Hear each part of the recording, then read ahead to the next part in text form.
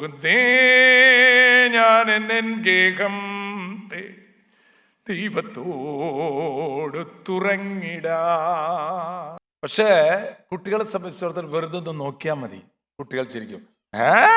കാണിച്ച അപ്പൊ കുട്ടികൾ ചിരിക്കും. ലോകം മുഴുവൻ നീ നേടിയാലും നിന്റെ ആത്മാവിന് സന്തോഷമില്ലെങ്കിൽ എന്ത് കാര്യം? പ്രിയമുള്ളവരെ, ഒന്നും മനസ്സിലായില്ലെങ്കിലും കുട്ടികൾ ചിരിക്കും. കാരണം കുട്ടികളുടെ ഉള്ളിലുള്ളത് ഇന്നസെൻസ്. നമുക്കൊക്കെ എന്തെങ്കിലും കേട്ടാൽ മാത്രമേ ചിരിക്കാൻ പറ്റുള്ളൂ, കേട്ടാലും ചിരിക്കില്ല. പക്ഷേ കുട്ടികളെ സംബന്ധിച്ചിടത്തോളം വെറുതെ ഒന്ന് നോക്കിയാൽ മതി, കുട്ടികൾ ചിരിക്കും. കാണിച്ച അപ്പൊ കുട്ടികൾ ചിരിക്കും. എന്തൊച്ച ഉണ്ടാക്കിയാലും ചിരിക്കും. പക്ഷെ പേടിപ്പിക്കുന്ന സൈസ് ഒച്ച ഉണ്ടാക്കരുത്, ചിരിക്കില്ല. അപ്പൊ അച്ഛനെ സംബന്ധിച്ചിടത്തോളം വാക്കുകളെക്കാൾ ഉപരി അച്ഛന്റെ ഹൃദയത്തിലേക്ക് നിങ്ങൾ എല്ലാവരും കൂടി ചിരിക്കുമ്പോ എന്തോ അച്ഛൻ്റെ ഉള്ളിലേക്ക് കയറിപ്പോയി. എല്ലാവരും അല്ലാണ്ട് വെറുതെ ഒന്നും ചിരിക്കില്ല എന്ന് അച്ഛന് മനസ്സിലായി. അങ്ങനെയുള്ളവരെ, നമ്മുടെ ജീവിതത്തിലെ ഈ ഒരു കൂടിവരവ് ദൈവം ഒരുക്കുന്ന ചില വിരുന്നുകളാണ്. ഞങ്ങളെല്ലാം വിരുന്ന് വിളമ്പിയിട്ട് പോണ ആൾക്കാരാണ്. ഞങ്ങളല്ല പ്രധാനപ്പെട്ടത്, അത് വിരുന്ന് കഴിക്കുന്നവരാണ്. പാകം ചെയ്യുന്ന കലവറയിലെ ഈ കലവറക്കാര് ഭക്ഷണം കഴിക്കാറില്ല, കുറച്ചൊക്കെ കഴിക്കുള്ളൂ. പക്ഷെ കിട്ടുന്നത് നിങ്ങൾക്കാണ് അതിൻ്റെ സംതൃപ്തി. പക്ഷെ ഇത് പങ്കുവെക്കുന്ന ഞങ്ങളെ സംബന്ധിച്ചിടത്തോളം ഞങ്ങളുടെ വലിയ ഒരു ഉത്തരവാദിത്തം, കടമയും ദൈവത്തോടുള്ളത് ചെയ്തു തീർക്കുകയാണ്. ഫലം ചെയ്യുന്നോ എന്ന് നമ്മൾ നോക്കേണ്ട ആവശ്യം ഇല്ല. വിതയ്ക്കുക, വിതക്കാരൻ വിതയ്ക്കുക. പ്രിയമുള്ളവർ, നമ്മുടെ ജീവിതത്തിൽ ദൈവം തരുന്ന ഓരോ അവസരങ്ങൾ നമ്മൾ പലപ്പോഴും ഉപയോഗിക്കാറില്ല. അതാണ് നമ്മുടെ ജീവിതത്തിൻ്റെ പരാജയങ്ങൾക്ക് കാരണം. നിങ്ങൾ കാണുന്ന ഈ ദേവാലയം, ഇത് ദൈവം പണിതതല്ല, മനുഷ്യൻ പണിതതാണ്. ഇത് പണിയാനുള്ള ബുദ്ധി മനുഷ്യർക്ക് കൊടുത്തത് കൊണ്ടാണ് ഇത് മനുഷ്യന് പണിയാൻ സാധിച്ചത്. നിങ്ങളുടെ വീട്, നിങ്ങൾ അമേരിക്കയിൽ എത്തിയത്, അത് ദൈവത്തിൻ്റെ പദ്ധതി കൊണ്ടാണ് നിങ്ങൾ ഇവിടെ എത്തിയത്. നിങ്ങളുടെ വിവാഹം കഴിഞ്ഞത്, നിങ്ങൾക്ക് മക്കൾ ഉണ്ടായത്, നിങ്ങൾക്ക് കേൾവിയുള്ളത്, കാഴ്ചയുള്ളത്, നടക്കാൻ കഴിയുന്നത് ഒക്കെ അതെല്ലാം ദൈവത്തിൻ്റെ മഹത്വങ്ങളാണ്. ആ ദൈവത്തെ അറിയലാണ് ഈ കൺവെൻഷനുകളിൽ ദൈവത്തിൻ്റെ വചനത്തിലൂടെ നമുക്കുണ്ടാകും. നമുക്കെല്ലാം അറിയാം, പക്ഷെ തമ്പുരാൻ ആരാണെന്നറിയില്ല, തമ്പുരാന്റെ മഹത്വം എന്തെന്നറിയില്ല, അവിടെ നിന്നാണ് എല്ലാം എനിക്ക് നൽകുന്നവനെന്ന് അറിയില്ല. അതാണ് ദൈവത്തെ മറന്നു കുഞ്ഞേ ജീവിക്കരുതേ,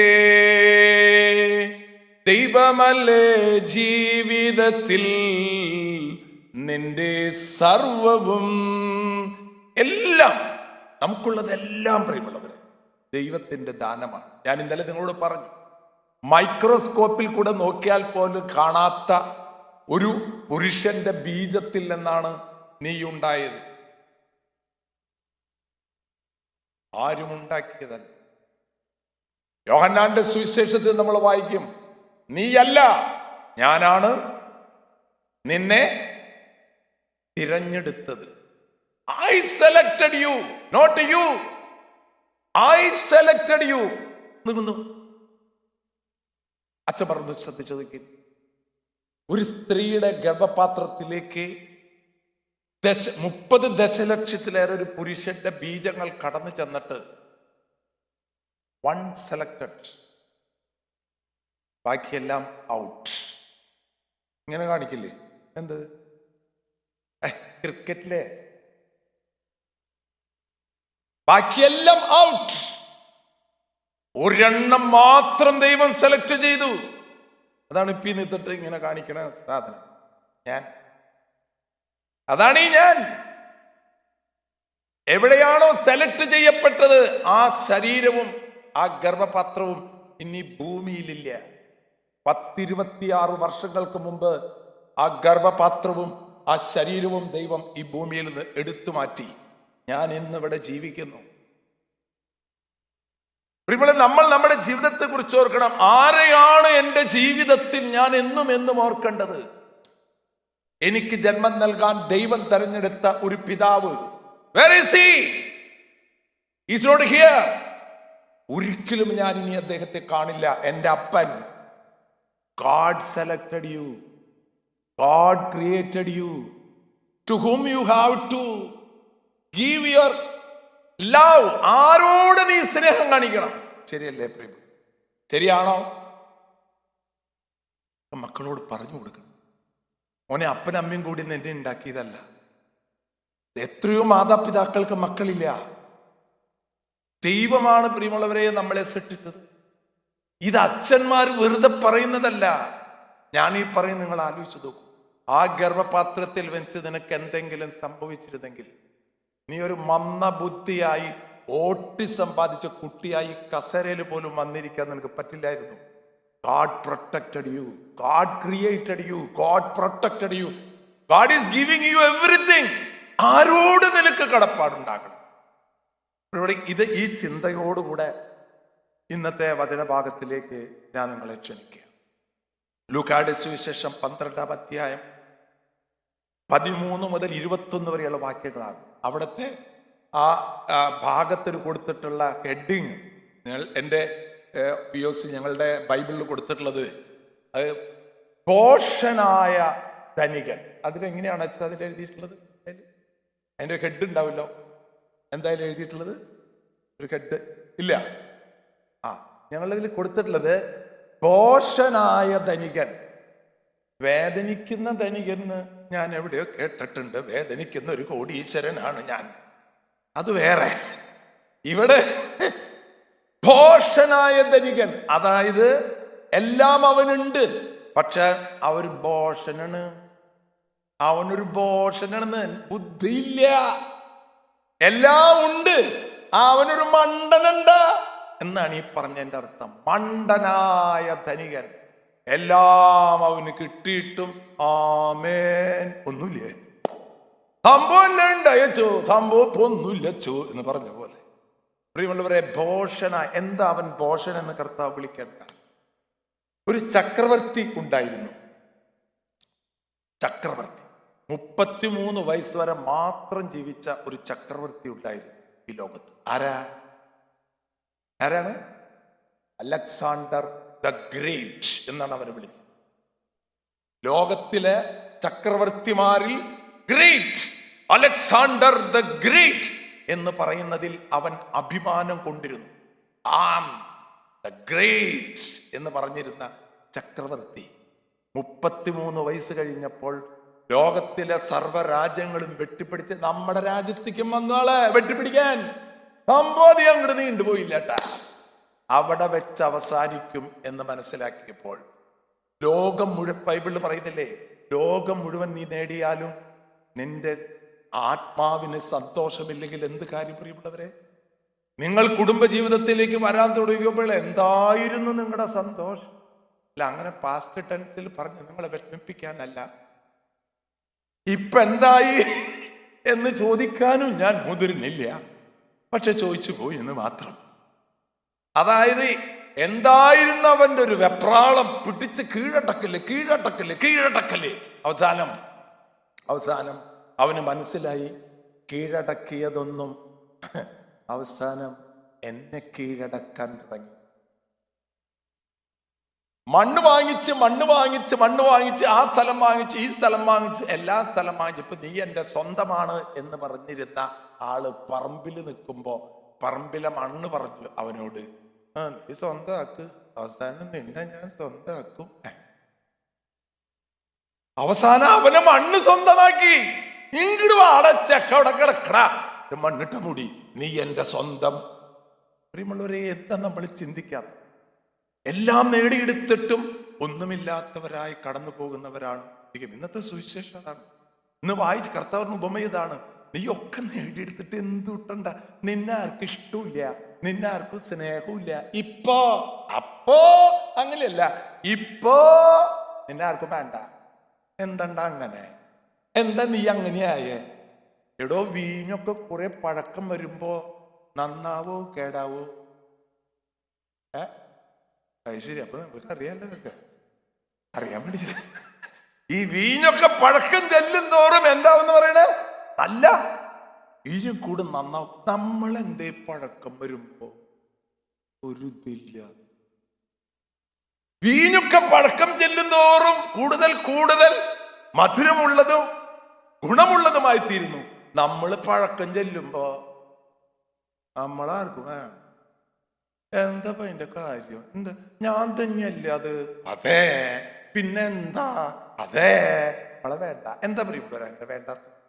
മദർ തെരേസയെ പഴക്കം ചെന്നപ്പോ വേണ്ടാന്ന് തോന്നിയില്ലല്ലോ അല്ലേ? തോന്നിയില്ല. നമ്മള് പഴക്കം ചെല്ലുമ്പോ എന്താ വേണ്ടാന്ന് തോന്നണേ? അതെന്താ അത്? അതന്നെ ഞാൻ ചോദിക്കണേ. ഫ്രാൻസിസ് മാർപ്പാപ്പ വളരെ പഴക്കം ചെന്നു, പക്ഷെ ആർക്കും വേണ്ടാന്ന് തോന്നിയില്ല.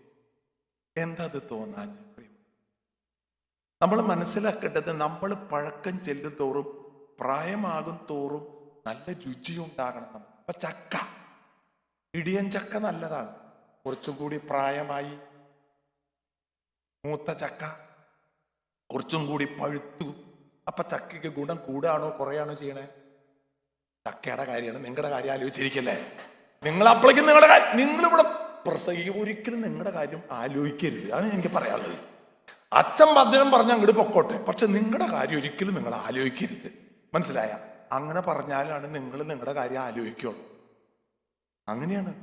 ഒരിക്കല് ഒരു മന്ത്രവാദി കുറേ മന്ത്രങ്ങളും നോക്കണം. അപ്പോ ശിഷ്യൻ പ്രായമായപ്പോ ശിഷ്യൻ മന്ത്രവാദിയോട് ചോദിച്ചു, മന്ത്രവാദി, കുറേ മന്ത്രങ്ങളൊക്കെ നിങ്ങൾ ഒരു മന്ത്രം എന്നെ ഒന്ന് പഠിപ്പിക്കൂ. നിങ്ങൾ പോയാൽ എനിക്ക് മന്ത്രം അറിയണ്ടേ? അപ്പൊ മന്ത്രവാദിന്റെ ഒരു ആഗ്രഹമല്ലേ, ഞാൻ മന്ത്രം പഠിപ്പിക്കാം. ആ മന്ത്രം പഠിപ്പിച്ചു കഴിഞ്ഞാൽ നീ അത് ചെയ്യേണ്ടത്, ആ മന്ത്രം ഒരു മുറിയിൽ കടന്ന് വാതിലടച്ച് വിളക്കുകളൊക്കെ അണച്ച് നിശബ്ദമായിരുന്ന് ആ മന്ത്രം 100 പ്രാവശ്യം ആവർത്തിക്കണം. അപ്പോൾ നിനക്കത് പഠിക്കാൻ പറ്റും.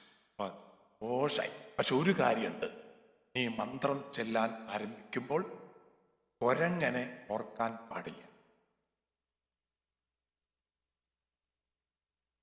ഇന്ന് വരെ ആ ശിഷ്യന് മന്ത്രം ചെല്ലാൻ പറ്റിയിട്ടില്ല. മന്ത്രം ചെല്ലാന്ന് വിളിക്കും, കൊരങ്ങനെ ഓർക്കാൻ പാടില്ല. അപ്പോ നമ്മുടെ ജീവിതത്തില് നമ്മുടെ മനസ്സുണ്ടല്ലോ പ്രിയപ്പെട്ടവരെ, ദൈവത്തെ ഓർക്കാനുള്ള സ്ഥലമാണ്. നമ്മൾ ഓർക്കുന്നത് മുഴുവൻ ലോകത്തെയാണ്. ഈ ലോകത്തെയും ലോകത്തിന്റെ മോഹങ്ങളും കൊണ്ട് മനസ്സ് നിറച്ച് നിനക്ക് ദൈവത്തെ ഓർക്കാൻ പള്ളിയിൽ വരുമ്പോഴാണ് അത് ഓർക്കണേ. ഇവിടെ വരുമ്പോ എപ്പോഴും നിന്റെ ഓർമ്മയിൽ ഉണ്ടാകട്ടെ. അതാണ് ഇന്നത്തെ ഈ പറയുന്നത്, ഇന്നത്തെ ഈ സുവിശേഷം ഓർമ്മിപ്പിക്കുന്നത്.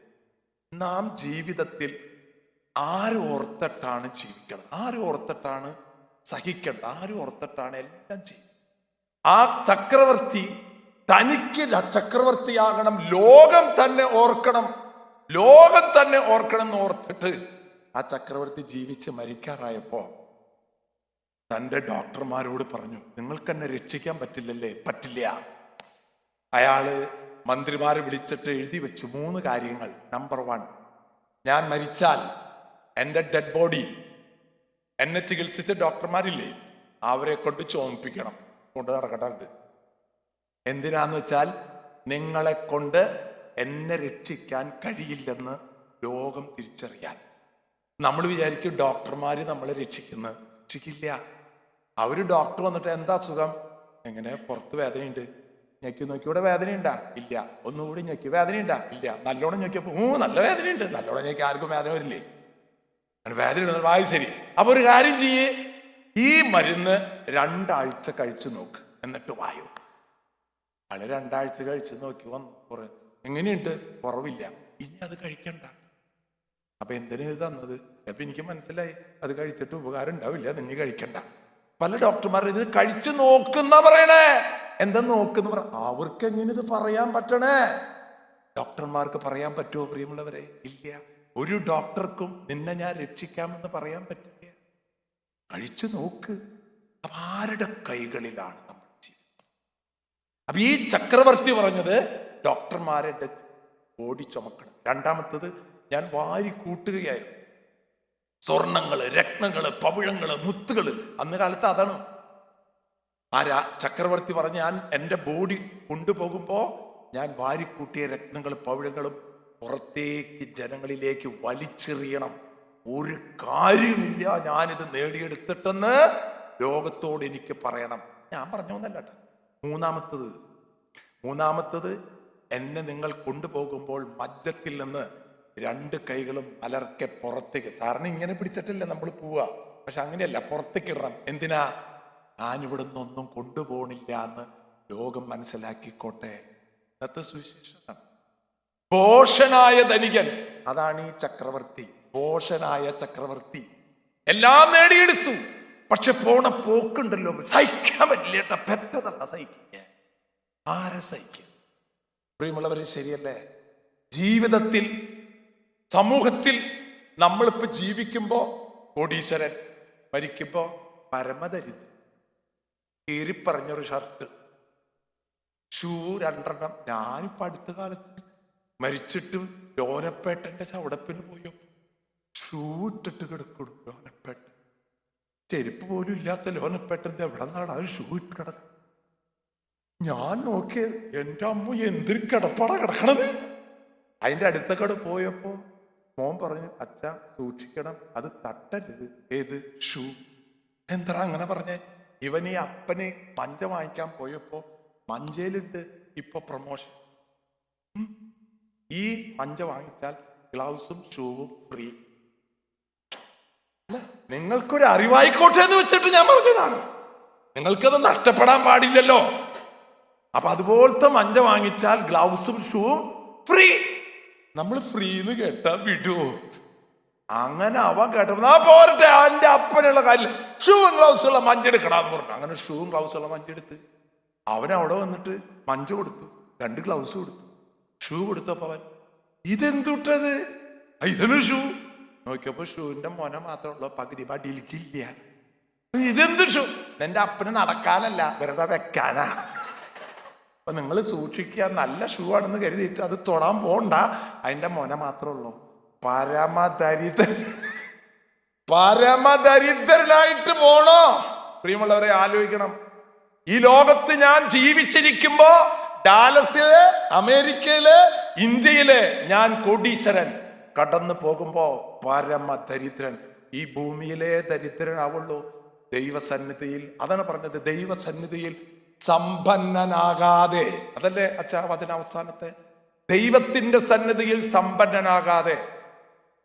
ഞാൻ ആലോചിക്കാറുണ്ട്, മരിച്ചിട്ട് ഞാൻ സ്വർഗത്തിന്റെ കവാടത്തിലെത്തും. ഞാൻ വെറുതെ ആലോചിച്ചു, നിങ്ങൾ കുഴപ്പമില്ല, ആലോചിച്ചു.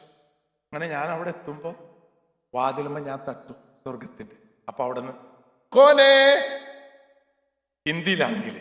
അപ്പൊ എനിക്കൊന്ന് പറഞ്ഞാൽ ആരാ എന്ന് ചോദിക്കും. അപ്പൊ ഞാൻ പറയും, കിഡ്നി ഫെഡറേഷൻ ഓഫ് ഇന്ത്യയുടെ ചെയർമാൻ ഡേവിസ്. അല്ല, നിങ്ങൾ എന്തിനിപ്പോ ചിരിച്ച? എന്നെ കളിയാക്കി ചിരിച്ചാന്ന് എനിക്ക് മനസ്സിലാക്കാനുള്ള കഴിവുണ്ട് കേട്ടാ, മനസ്സിലായ? പറയുമ്പോഴേക്ക് എന്താ ഒരു ചിരി. അങ്ങോട്ട് ചെല്ലേ, കിഡ്നി ഫെഡറേഷൻ അല്ലേ? എനിക്ക് ഇത്ര നിങ്ങളോട് പറയാനുള്ളൂ. എന്റെ കാര്യം ഇങ്ങനെയാണെങ്കിൽ നിങ്ങളുടെ കാര്യം എന്താണെന്ന് വെറുതെ ആലോചിച്ചു. ഇപ്പൊ നന്നായിട്ട് ചിരിച്ചു. പ്രിയമുള്ളവരെ, മനസ്സിലാക്ക, ഇതൊന്നും കൊണ്ട് അവിടെ ചെന്നിട്ട് ഞാൻ ഇതാണ് ഒരു കാര്യമില്ല മോനെ.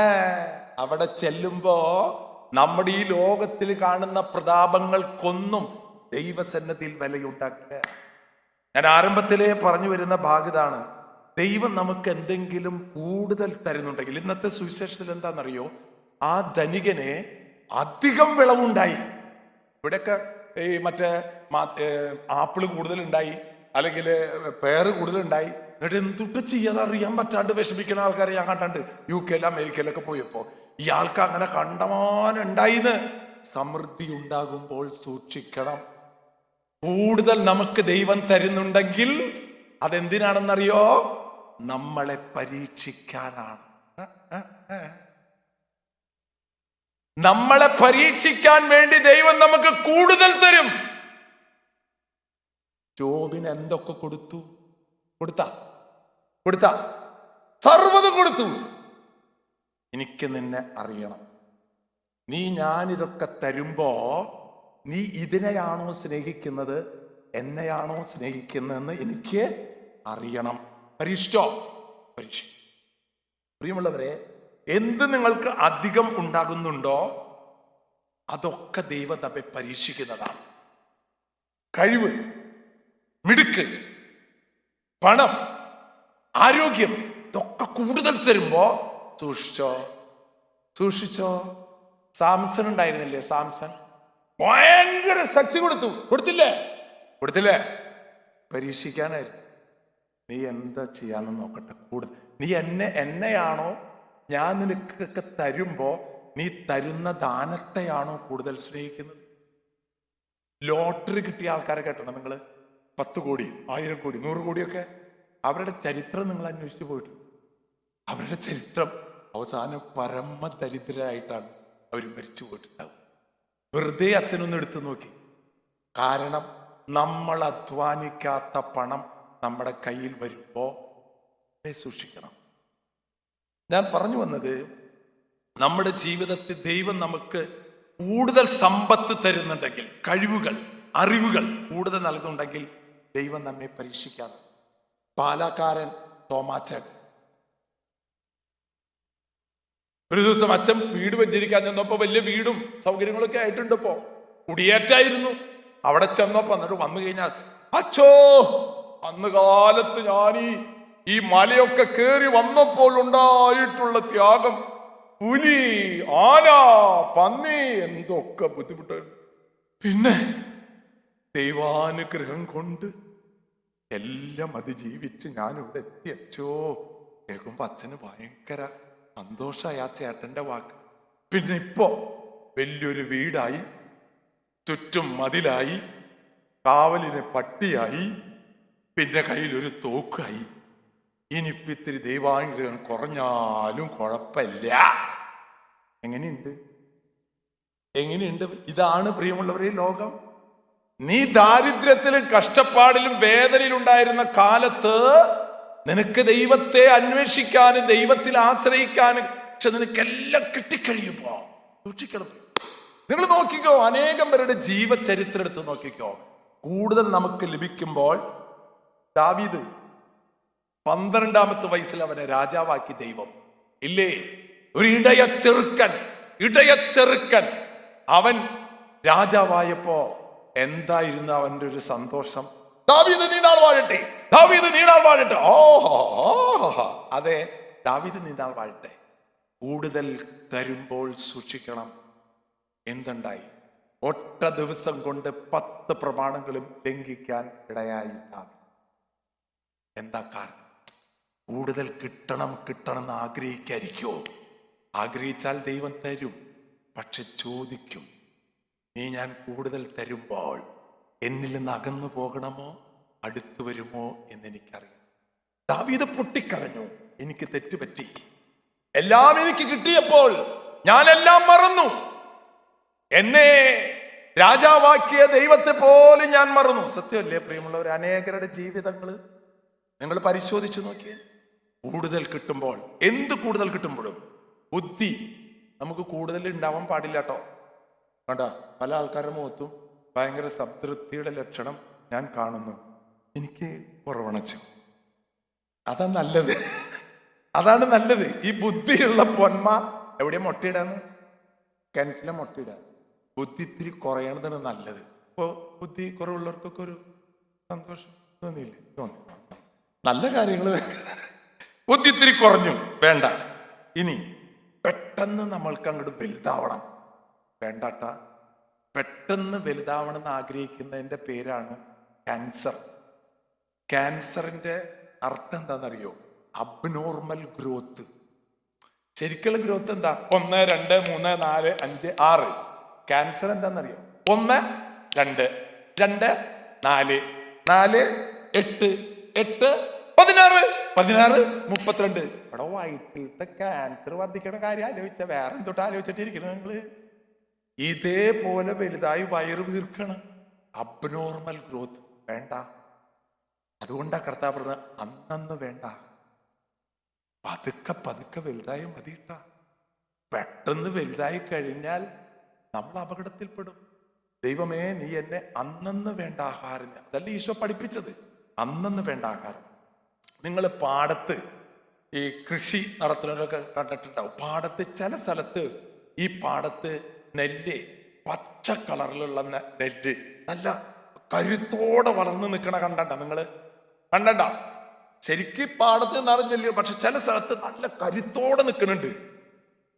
ആ നെല്ലില് ഒരിക്കലും ചെടിയിൽ നെല്ലുണ്ടാവില്ല. എന്താ കാരണം? ആ സ്ഥലത്താണ്, ആ പാടത്ത് മുഴുവൻ കൊടുക്കാനുള്ള വെണ്ണൂറ് വളം ഒക്കെ കൂട്ടിയിട്ടിരുന്ന സ്ഥലമാണത്. മനസ്സിലായ? ഇതെടുത്ത് കൊടുത്തപ്പോ ഏറ്റവും കൂടുതൽ വളം കിടക്കുന്ന സ്ഥലം ഏതാ? അവിടെയാണ്. അവിടെ മുളച്ചു വന്ന ചെടിയിൽ ഒന്നും ഉണ്ടാവില്ല. ശരിയാണോ? ഒന്നും ഉണ്ടാവില്ല. വേണ്ട, നിങ്ങൾ ചെടിക്ക് നിങ്ങൾ വളരെയധികം വളം ഇട്ട് കൊടുത്തു നോക്കിയാൽ ഒന്നും അതില്ല. നിങ്ങളുടെ മീനുണ്ടല്ലോ, ഫിഷ് ടാങ്കിലെ മീന് നിങ്ങൾ 5 നേരം തീറ്റ കൊടുത്തു നോക്കിയാൽ ഒക്കെ ചത്തും. ജീവിതത്തിൽ എന്ത് കൂടുതൽ കിട്ടുന്നുവോ അതെല്ലാം. ഇപ്പൊ കാപ്പി നിങ്ങളുടെ വീട്ടിൽ വന്നപ്പോ ഞാൻ വന്നു, അപ്പൊ അച്ഛനെ വന്നിട്ടില്ലടാ, അച്ഛന് നല്ലൊരു കാപ്പി കൊടുക്കണം, നീ ഒരു 2.5 കിലോ പഞ്ചസാര അതിലിട്ടോ, അച്ഛനല്ലേ കൂടുതൽ കിടക്കട്ടെ, അച്ഛനല്ലേ നിങ്ങൾ പഞ്ചസാര കൂടി ഞാനിങ്ങനെ കഴിക്കുന്നത് പറ്റില്ല. പഞ്ചസാര നിന്റെ കയ്യിൽ ഉണ്ടാകാം, ഷുഗർ ആവശ്യത്തിലേറെ ഇട്ടാൽ ആരും കഴിക്കില്ല. ഇത് ഞാൻ നമ്മൾ കഞ്ഞി കുടിക്കാൻ വന്നപ്പോ അച്ഛനട വന്നിരിക്കുന്നത്, നല്ലോണം ഉപ്പിട്ടോ, നല്ലോണം ഉപ്പിട്ട് എനിക്ക് കഴിക്കാൻ പറ്റേണ്ടത് ഉപ്പ് പഞ്ചസാര. ഞാൻ ഉദാഹരണം പറയാണ്. ഇനി സൗന്ദര്യം കൂടുതലായാൽ പ്രശ്നം. മനസ്സിലായില്ലേ? നിങ്ങൾ വട സാമ്പാർ വട സാമ്പാർ വട സാമ്പാർ എന്ന് പറഞ്ഞ കാര്യം അറിയോ? മനസ്സിലായി. അയാളുടെ എന്താ ഉണ്ടായത്? അയാളുടെ മാനേജറുടെ ഭാര്യയ്ക്ക് സൗന്ദര്യം കൂടി. വട സാമ്പാർ വട സാമ്പാർ വട സാമ്പാർ. ഒന്നും മനസ്സിലാവാത്തവർക്കും മനസ്സിലാവണ്ട, മനസ്സിലായവർക്കും മനസ്സിലായ മതി. മനസ്സിലായില്ല അല്ലേ? വട സാമ്പാർ ചരവണ. മനസ്സിലായ? ഇനി പത്രം നിങ്ങൾ വായിച്ചു നോക്കിയാൽ എന്താ ഉണ്ടായത്? മാനേജറുടെ ഭാര്യയ്ക്ക് സൗന്ദര്യം കൂടി. ഇപ്പൊ സൗന്ദര്യം കുറഞ്ഞവർക്ക് ഒരു ആശ്വാസമില്ല. സൗന്ദര്യം കുറഞ്ഞു. ഞാനങ്ങനെ ആലോചിച്ചിരിക്കുകയായിരുന്നു. പ്രിയമുള്ളവരെ, എന്തും നമുക്ക് നമ്മുടെ ജീവിതത്തിൽ മഴ കൂടിയാലും എന്തുട്ടാ? പ്രളയം. കണ്ടില്ല നിങ്ങൾ ടെമ്പോ ഒലിച്ചു പോണത്? കണ്ട? ഇന്നലെ ഇടുക്കിയിലെ ടെമ്പോ ഉണ്ടല്ല, മഴ പെയ്തത് ടെമ്പോ അങ്ങട് ഒലിച്ചേ പോയി. ഞാൻ ഇന്നലെ നടന്ന കാര്യം ഞാൻ പറഞ്ഞു. മഴ കൂടിയാൽ പ്രളയം, ചൂട് കൂടിയാലോ സൂര്യാഘാതം പൊള്ളിയിട്ട്. അപ്പോ ജീവിതത്തിൽ എന്താ അച്ഛൻ പറഞ്ഞു വരും? ഇനി പുണ്യം കൂടിയാലോ? പുണ്യം ചിലപ്പോ പുണ്യം കൂടും. എൻ്റെ അമ്മേ, പുണ്യം കൂടിയാലും പ്രശ്നമാണ്. യോനാ പ്രവാചകനെ കേട്ടണ്ട? യോനാ പ്രവാചകൻ ആൾക്ക് ഭയങ്കര പുണ്യായി. പുണ്യം കൂടി വന്നപ്പോ നിനിവേലിക്കൊന്ന് പോടാ, എവിടെ നിന്ന് പോയിട്ട് കാര്യം പറഞ്ഞിട്ട് ഒന്നും ശരിയാവും. അവരൊക്കെ ശരിയാവില്ല. ഈ ഒന്ന് പോടാ, പുണ്യം കൂടി. അവസാനം പോയില്ല. ഞാൻ ചുരുക്കി പറയാണ്. എന്താ ഉണ്ടായത്? കടലില് അവസാനം കരക്കില് ഏറ്റവും ഇതേതാ നാട്? നിനിവേ. അപ്പൊ ഇവിടെയല്ലേ ഞാൻ വരില്ല എന്ന് പറഞ്ഞത്. എങ്ങനെ ഇവിടെ എത്തിയത്? അവനവിടെ എത്തിക്കഴിഞ്ഞപ്പോ അവനൊരു ആഗ്രഹം. എന്ത്? ഇവരൊക്കെ ഒന്ന് നശിച്ചു കാണണം. പുണ്യാണല്ലോ, ഞാൻ പുണ്യാളാണല്ലോ. അപ്പൊ ഇവരൊക്കെ നശിച്ചു കാണുമ്പോ പുണ്യാളിനൊരു സന്തോഷം. തമ്പുരാൻ അവനവിടെ കിടക്കുമ്പോ ഒരു ചെടി തന്നെ അങ്ങോട്ട് വളർത്തി. വായിച്ചിട്ടില്ലേ? വായിച്ചിട്ടുണ്ടാവില്ലേ? അല്ലേ വായിച്ചിട്ടില്ലേ? അപ്പൊ ഈ കടൽ തീരത്ത് കിടക്കുമ്പോ പെട്ടെന്ന് ഒരു ചെടി, എന്തപ്പത് ഭയങ്കര ചൂടായിരുന്നേ. ആ ചെടി വളർന്ന് തണല് കൊടുത്ത്. അപ്പൊ യോന, നന്നായി ഈ ചെടി, നന്നായിട്ടോ പറഞ്ഞിരിക്കുമ്പോ ഒരു പുഴു വന്ന് അതിന്റെ കട കടിച്ച് അത് ഉണക്കി. അപ്പൊ അത്, നിനക്ക് എന്തിന്റെ കേടാ ദൈവത്തോട്? ഞാൻ ഇത്തിരി തണല് സുഖമായിട്ട്, നിനക്കത് എന്താ എന്നോട് ഇത്ര? അപ്പൊ പറഞ്ഞു, യോന, ഞാൻ ഈ ചെടി ഉണങ്ങിയതിൽ നിനക്ക് വിഷമം ഇല്ലേ? ഈ ജനം എന്നെ മറന്ന് തിന്മകളിൽ മുഴുകും. നിന്നോട് പറഞ്ഞു നിനക്ക് പോവാൻ നേരില്ല. നീ പുണ്യം കൂടി വന്നപ്പോഴേ അവസാനം നീ ഇവരോട് പ്രസംഗിക്കണം. യോന വന്നിട്ടൊരു പ്രസംഗം. നീ പ്രസംഗിച്ചില്ല. അതുപോലത്തെ ഒരു പ്രസംഗം. അതെ, നശിക്കാറായിട്ടുണ്ട്, വേണമെങ്കിൽ മനസ്സാന്തരപ്പെട്ടോ. അതാണ് ഇവ എന്തുണ്ടായെന്ന് വെച്ചാൽ അങ്ങനെ പ്രസംഗിച്ചത്. അതായത് ഇവര് മാനസാന്തരപ്പെടാൻ പാടില്ല എന്ന് കരുതിയിട്ട് പ്രസംഗിച്ച് എന്തുണ്ടായ അവരാ മാനസാന്തരപ്പെട്ടു. മനസ്സിലായ? എന്നിട്ട് ഞാനത് വായിക്കുമ്പോ രാജാവ് പ്രഖ്യാപനം ചെയ്ത് എല്ലാവരും അനുദപിച്ച് ചാക്കൊടുത്ത് മൃഗങ്ങളും മനുഷ്യരും എല്ലാവരും അനുദപിക്കണം. ഞാൻ ആലോചിച്ച, ദൈവമേ, ആനയൊക്കെ ചാക്കൊടുത്താൽ എന്തായിരിക്കും അവസ്ഥ എന്ന് ആലോചിച്ചു. മൃഗങ്ങളടക്കം ചാക്കൊടുക്കണം എന്ന് പറഞ്ഞിട്ടുള്ളത്. അങ്ങനെ കംപ്ലീറ്റ് അനുദപിച്ചു. എന്തുണ്ടായി? ദൈവം അവരുടെ മേൽ അയക്കാവുന്ന ശാപം മാറ്റി. യോനയ്ക്ക് പിടിക്കോ? ഭക്തി കൂടി അങ്ങനെ ഒരു പ്രശ്നമുണ്ട്. എന്താണ് ഇപ്പൊ എല്ലാവർക്കും? അച്ഛൻ കുറയില്ലല്ലോ ഭക്തി. മൊത്തത്തില് കുറയരുതിട്ടാ. ഞാൻ പറഞ്ഞതിന്റെ അർത്ഥം, ജീവിതത്തിൽ നാം ചെയ്യുന്ന പ്രവൃത്തികളുടെ ഉള്ളിൽ തമ്പുരാൻ ചോദിക്കും, നീ ആരെ കാണിക്കാനാ ഭക്തി കാണിക്കണേ? മനുഷ്യനെ കാണിക്കാനോ എന്നെ കാണിക്കാനോ?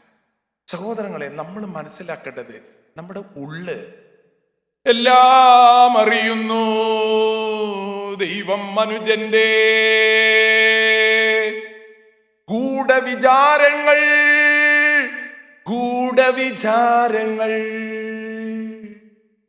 നമ്മൾ എന്ത് ചെയ്യുന്നുവോ, കണ്ണടയ്ക്കുന്നു, തുറക്കുന്നു, കാത് കേൾക്കുന്നു, എവരിത്തിങ് എല്ലാം ദൈവം അറിയും.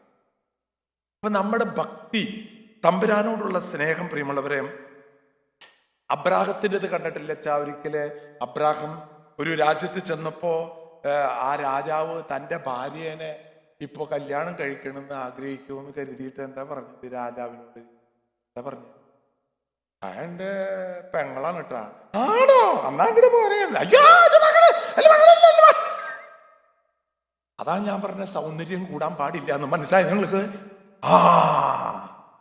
സഹോദരങ്ങൾ, ഒരിക്കലും നമുക്ക് ബാബേൽ ഗോപുരം, ഇതെല്ലാം എന്തിനാ പറയുന്നത്? ഈ ഉപമയിലെ പ്രധാനപ്പെട്ട മർമ്മം, അവന് സമൃദ്ധി ഉണ്ടായി, അതുകൊണ്ട് ഈ പ്രശ്നം ഉണ്ടായത്. സമൃദ്ധി ഉണ്ടാവുമ്പോൾ സൂക്ഷിക്കണം എന്നാണ് നമ്മോട് പറയണത്. ഇനി ബാബേൽ ഗോപുരം പണിതുയർത്തി മനുഷ്യൻ, അതിന്റെ മുകളിൽ കയറുന്നിട്ട് എവിടെയാടാ ദൈവം ചോദിച്ചില്ലേ? എന്നിട്ടല്ലേ ദൈവം അവർക്കൊരു ശാപം കൊടുത്തത്. നിങ്ങൾ അങ്ങടുകിടും പറയുന്നത് മനസ്സിലാക്കണ്ട. ആ ശാപം ഇപ്പോഴും ചില വീടുകളിൽ ഉണ്ടെന്ന് തോന്നുന്നു. അങ്ങടുകിടും പറയണത് നിങ്ങൾ മനസ്സിലാകാത്ത. പ്രിയമുള്ളവരെ, കൂടുതൽ ഉണ്ടാകാൻ പാടില്ല. ഇനി മറ്റൊരു വിഷയത്തിൽ അത് ആ വശം കഴിഞ്ഞു. അതായത് കൂടുതൽ ഉണ്ടാകില്ല. എന്നിട്ട് കർത്താവ് അവനോട് ചോദിക്കുകയാണ്, നീ തിന്നുക, കുടിക്കുക, ആഘോഷിക്കുക എന്നൊക്കെ നീ പറഞ്ഞില്ലേ? കുടിയൊക്കെ ധാരാളം ഉണ്ട് കേട്ടാ. ഈ കുടി എന്ന് പറഞ്ഞപ്പോൾ എനിക്ക് ഈ കല്യാണത്തിന് പണ്ടൊക്കെ ഈ വിക്ക് പോവാന്ന് കേട്ടിട്ട്, അപ്പൊ ഞാന് അതെല്ലാവരും കൊണ്ടുപോയില്ല. അപ്പോ ഒരു പ്രാവശ്യം അച്ഛനായ സമയത്ത് ഒരു കല്യാണത്തിന് ആകെ 2 അംബാസിഡർ കാർ ഉണ്ടാവുള്ളൂ. അതില് കുറച്ച് പേരെ സെലക്ട് ചെയ്തിട്ടേ കുടിക്കൊണ്ടുള്ളൂ. മനസ്സിലായില്ല? അപ്പോ ഞാൻ അച്ഛനായതുകൊണ്ട് അച്ഛൻ കയറിക്കോളൂ എന്നാണ് ഞാനും കയറി. അങ്ങനെ ചെക്കൻ്റെ വീട്ടിലേക്ക് കുടിക്ക് പോണ 2 കാർ അവിടെ ചെല്ലാണ്. അപ്പോ ഞാൻ വന്ന് ഇറങ്ങുമ്പോ ഞാൻ പ്രത്യേകം ശ്രദ്ധിച്ചു, ഒരാളവിടെ നിൽക്കും. അയാള് കാറിൽ നിന്ന് ഇറങ്ങുന്ന ഓരോ ആൾക്കാരെ നോക്കി. എനിക്കൊന്നും മനസ്സിലായില്ല.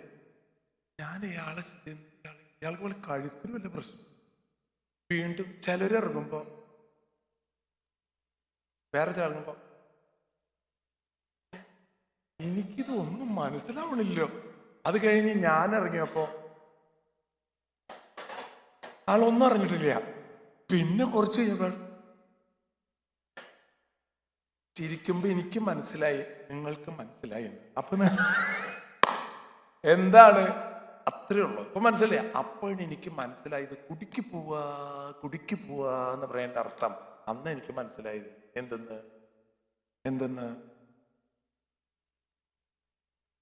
പ്രിയമുള്ളവരെ, നമ്മൾക്ക് ജീവിതത്തില് എപ്പോഴാണ് ഇത് തോന്നണേ അറിയും? കൂടുതലുണ്ടാകും. കഞ്ഞു കുടിക്കാൻ വകയില്ലാത്തവൻ ജീവിതത്തിൽ മനുഷ്യരുടെ മുമ്പിൽ സ്റ്റാറ്റസായി മാറും. നമ്മൾ ചിന്തിക്കേണ്ടതേ, നമുക്ക് എന്തിനാ ദൈവം എല്ലാം തന്നിട്ടുള്ളത്? എന്തിനതെല്ലാം തരുന്നത്?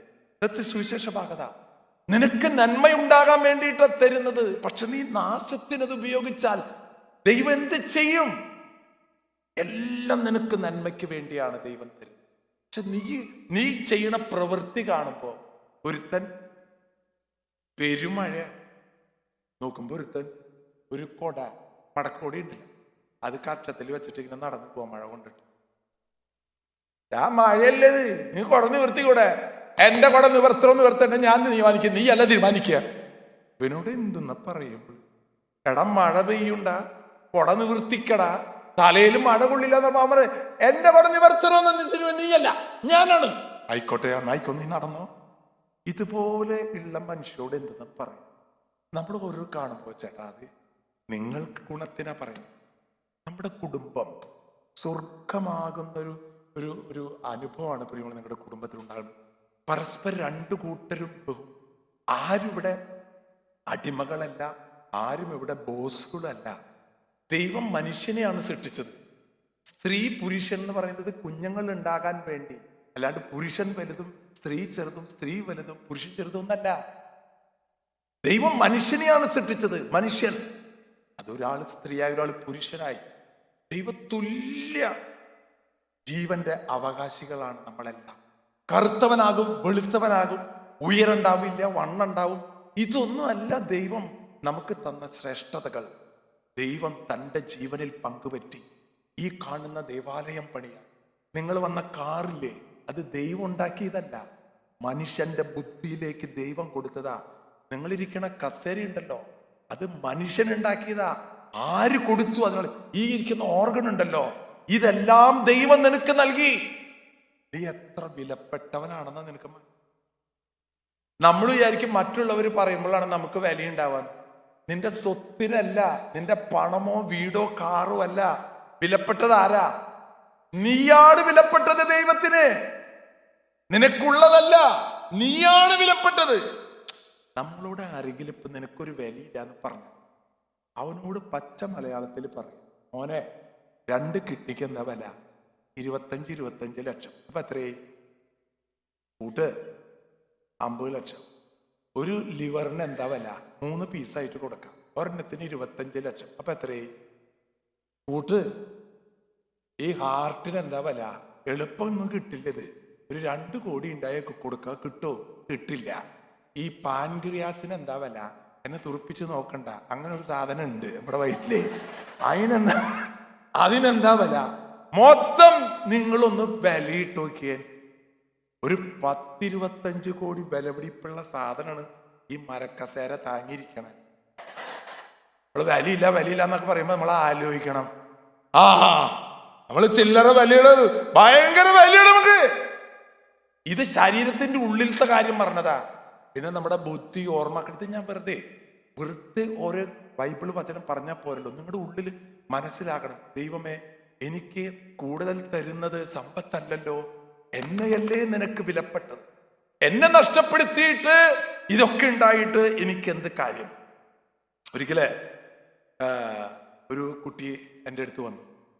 അവളുടെ അപ്പനുണ്ട്, ഭർത്താവുണ്ട്, മോനുണ്ട്. ചോദിച്ചു, എന്താ വന്നേ? ഒരു ദുഃഖ വെള്ളിയാഴ്ചയാ. പറഞ്ഞു, അച്ഛാ ദുഃഖ വെള്ളിയാഴ്ചയല്ലേ? അതെ. അപ്പോ കർത്താവ് രക്തം ചിന്തിയ ദിവസമല്ലേ? അതെ. അപ്പൊ കർത്താവ്, മോളെ ഇതിവിടെ ബ്ലഡ് ഡൊണേഷൻ നടക്കുന്ന സ്ഥലമല്ല, ഇത് കിഡ്നി ഫെഡറേഷൻ ഓഫ് ഇന്ത്യയാണ്. അല്ല അതെന്നെ അച്ഛാ? അപ്പൊ അതുകൊണ്ട് എൻ്റെ മകൻ 5 വർഷം മുമ്പ് അവൻ മൂത്രമൊഴിക്കുമ്പോ ചോര, ഞാൻ ഡോക്ടറെ കാണിച്ചു, അവന്റെ കിഡ്നിക്ക് പ്രോബ്ലം ആണെന്ന് പറഞ്ഞു. 5 വർഷം കഴിഞ്ഞു ട്രീറ്റ്മെന്റ് തുടങ്ങി. ഞാൻ എൻ്റെ കർത്താവിനോട് പറഞ്ഞു, എൻ്റെ മോൻ്റെ രോഗം മാറ്റിത്തരണം. 5 വർഷം കഴിഞ്ഞു. കഴിഞ്ഞ ആഴ്ച ഡോക്ടറെ അടുത്ത് പോയപ്പോ എൻ്റെ മകന്റെ കിഡ്നി രോഗം പെർഫെക്റ്റ് ആയിട്ട് മാറി. അന്ന് ഞാൻ തീരുമാനം എടുത്തു, എൻ്റെ ഒരു കിഡ്നി ദൈവത്തിന് കൊടുക്കാം.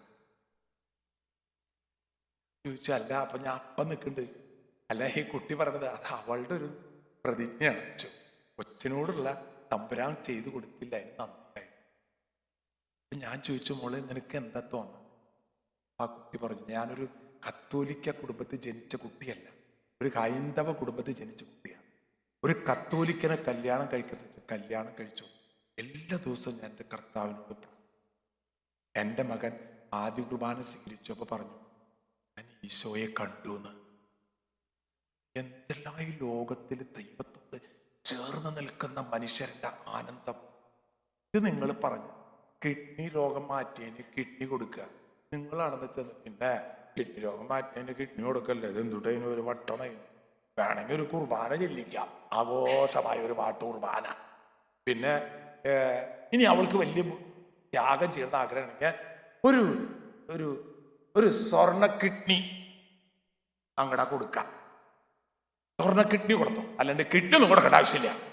ഈ സ്വർണ്ണ കിഡ്നിയുടെ കാര്യം പറഞ്ഞപ്പോഴാണ് ഞാനൊരു പ്രാവശ്യം മനുഷ്യരുടെ ആ ഒരു ത്യാഗ മനോഭാവം നേരത്തെ ജസ്വിനച്ചൻ പറഞ്ഞ പോലെ വെളാങ്കണ്ണിയിലേക്ക് പോയപ്പോഴാണ് ഞാൻ കണ്ടു. മാതാവിൻ്റെ മാധ്യസ്ഥം വഴിയായിട്ട് ഓരോ കാര്യങ്ങൾ ദൈവം നടത്തി കൊടുത്തതിൻ്റെ ഉപകാര സ്മരണയായിട്ട് പറഞ്ഞു, അച്ഛൻ ഇവിടെ ഒരു എക്സിബിഷൻ ഉണ്ട്, അച്ഛൻ അതൊന്ന് കാണണം പറഞ്ഞു. ഞാൻ ശരി കാണാം. ചെന്നപ്പോൾ അവിടെ ഉപകാര സ്മരണയായിട്ട് ഭക്തജനങ്ങൾ കൊടുത്ത നേർച്ച കാഴ്ചകൾ വെച്ചിരിക്കുകയാണ് ചില്ലുകൂട്ടിലൊക്കെ. അപ്പൊ ഞാൻ നടന്ന് ചെന്നപ്പോൾ അവിടെ എഴുതി സ്വർണത്തിന്റെ ആൾ രൂപം കൊടുത്തിട്ടുണ്ട് അച്ഛ ആൾക്കാര്. പറഞ്ഞു, എൻ്റെ ദൈവമേ, മനുഷ്യനെ സമ്മതിക്കണം കേട്ടോ, ഞാൻ ഇന്ന് വരെ സ്വർണത്തിന്റെ ആൾ രൂപം കണ്ടിട്ടില്ല, എനിക്കൊന്ന് കാണണം, എവിടെയാടാന്ന് പറഞ്ഞ് ഞാൻ ഈ എക്സിബിഷനിൽ മുഴുവൻ നോക്കിക്കൊണ്ടെടുക്കുക, എവിടെയാ സ്വർണത്തിന്റെ ആൾ രൂപം. പറഞ്ഞു തേനച്ചാന്ന് പറഞ്ഞു. നോക്കിയപ്പോ ഒരു ചില്ലുകൂട്ടില് ഊതക്കണ്ണാടി വെച്ചാ കാണാൻ പറ്റില്ല, ഒരു ഊതിയാ പറന്നു പോകും. സഹിക്കണട്ടോ, മനുഷ്യരുടെ ഒരു ത്യാഗം. ആരെ പറ്റിക്കാൻ? നമ്മുടെയൊക്കെ ദൈവസ്നേഹം കണ്ട സ്വർണത്തിന്റെ ആൾ രൂപ ഞാൻ കൊടുത്തേന്ന് ഇങ്ങനൊരു വര ആ പറന്നു പോകും. ഈ പ്രിയമുള്ളവരെ, ഞാൻ പറയുന്നത് ഈ ലോകത്തിലെ ആരെ പ്രീതിപ്പെടുത്താനാ ജീവിക്കുന്നത്? നിന്റെ ഭാര്യയെ പ്രീതിപ്പെടുത്തി ജീവിച്ചിട്ട് അവള് മരിച്ചു പോയാൽ പിന്നെ ആരുണ്ട നിന്റെ കൂടെ? അവളുടെ പ്രീതി നിന്നെ സഹായിക്കുമോ? ചിന്തിക്കണ്ടേ പ്രിയമുള്ളത്? അബ്രാഹാം തന്റെ മകനെ കൊണ്ട് മോറിയ മലമുകളിലേക്ക് പോയില്ലേ? പൊന്നു മോനാണ്. എത്ര വയസ്സിന് ശേഷം ഉണ്ടായ കുട്ടിയാ? കൊടുക്കോ? അബ്രാഹാം പറഞ്ഞു കൊടുക്കും. നിന്റെ മോൻ എൻ്റെ മോൻ തന്നെ, എനിക്ക് ഭയങ്കര ഇഷ്ടമാണ്. ഒരു ദിവസം പോലെ അവന് കാണാണ്ട് ഉറങ്ങാൻ പറ്റില്ലേ? നീ ചോദിച്ചാലുണ്ടല്ലോ, നീ ചോദിച്ചാൽ തരും ഞാൻ. എന്ത്? എൻ്റെ മോനെ. അബ്രാഹത്തിന്റെ മക്കളല്ലേ നമ്മള്? അല്ലേ? അബ്രാഹത്തിന്റെ മക്കളല്ലേ പ്രിയമുള്ളവരെ? അബ്രാഹം പറഞ്ഞു, എന്നെ ചോദിച്ചാൽ തരും ഞാൻ. എനിക്ക് എൻ്റെ ഭാര്യ എൻ്റെ കുട്ടിയൊന്നല്ലേ പ്രധാനപ്പെട്ടത്. ഞാൻ ജനിച്ചപ്പോ എനിക്ക് ഭാര്യയും കുട്ടി ഉണ്ടായിരുന്ന? ഞാൻ ജനിച്ച് ലോകത്ത് വരുമ്പോ ഭാര്യയും കുട്ടീനാണ് കൊണ്ടുവന്നിട്ടുള്ളത്. നീ തന്നതല്ലേ? എന്താ ജോബ് പറഞ്ഞ? നീ തന്നു. പ്രിയമുള്ളവരെ, എന്തേന്ന് ആത്മബന്ധം. ഈ 2 ദിവസത്തെ കൺവെൻഷൻ കഴിയുമ്പോൾ മനുഷ്യരോടുള്ള ബന്ധം കൊണ്ടൊന്നും, ഇപ്പൊ ഞാനിപ്പോ ഈ ലോകത്തിലെ എത്ര പേര് എനിക്കറിയാം, എനിക്ക് വേറെ പ്രത്യേകിച്ചൊരു ഗുണം. മനുഷ്യരോടുള്ള ബന്ധം കൊണ്ട് നമുക്കൊരിക്കലും സന്തോഷമല്ല, സങ്കടങ്ങളെ വരുള്ളൂ. അവസാനം പിരിഞ്ഞു പോകുമ്പോൾ അതിനേക്കാളും വലിയ സങ്കടം വരും. പക്ഷെ കർത്താവിനോടുള്ള ബന്ധം എന്റെ ബന്ധത്തകർച്ചകൾ നീക്കി. കർത്താവിനോടുള്ള സ്നേഹം എന്റെ സ്നേഹത്തെ ദൈവികമാക്കി. കർത്താവിനോടുള്ള ബന്ധം എന്റെ ബന്ധത്തെ ദൈവികമാക്കി. കർത്താവിനോടുള്ള സ്നേഹം എന്റെ സ്നേഹത്തെ ദൈവികമാക്കി. വെറുതെ 2 വാക്കിട്ട് പാടിയതല്ല, അങ്ങനത്തെ ഒരു പാട്ടുണ്ട് എന്ന് നിങ്ങൾ മനസ്സിലാക്കണം. നിങ്ങൾ വിചാരിക്കും അച്ഛൻ വെറുതെ അങ്ങനത്തെ ഒരു പാട്ടുണ്ട്. ഞാന് UK ധ്യാനിപ്പിക്കാൻ പോയപ്പോ ഒരു നേഴ്സ് എന്നോട് പറഞ്ഞു, അച്ഛൻ ഞാനിവിടെ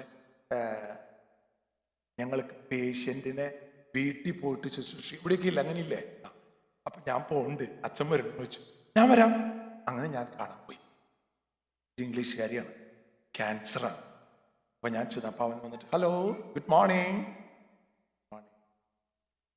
എടാ, അവൻ സിറിഞ്ചെടുത്ത് പെയിൻ കില്ലറാണ്. ആ തലയിൽ വേറെ മരുന്നൊന്നുമില്ല.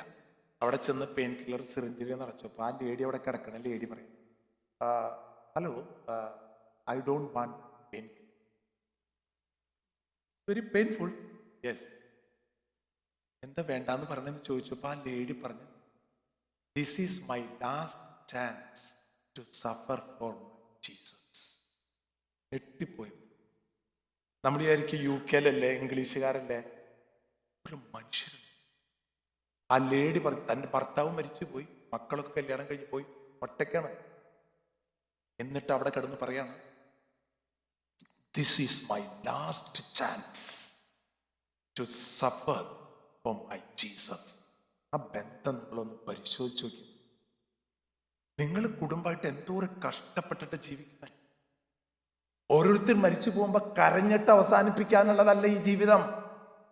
ഈ ജീവിതത്തിൽ ഈ ബന്ധം നിങ്ങൾക്കുണ്ടെങ്കിൽ ഇവിടെ കാലുകുത്തുമ്പോൾ നിങ്ങളുടെ മനസ്സ് തൊടും, എൻ്റെ കർത്താവിൻ്റെ ഭവനത്തിലാണ്. ഇവിടെ ഇരുന്നിട്ട് വെറുതെ ഇങ്ങോട്ട് നോക്കുമ്പോൾ നിങ്ങളുടെ മനസ്സിൽ തെളിയും ക്രൂശിതന്റെ.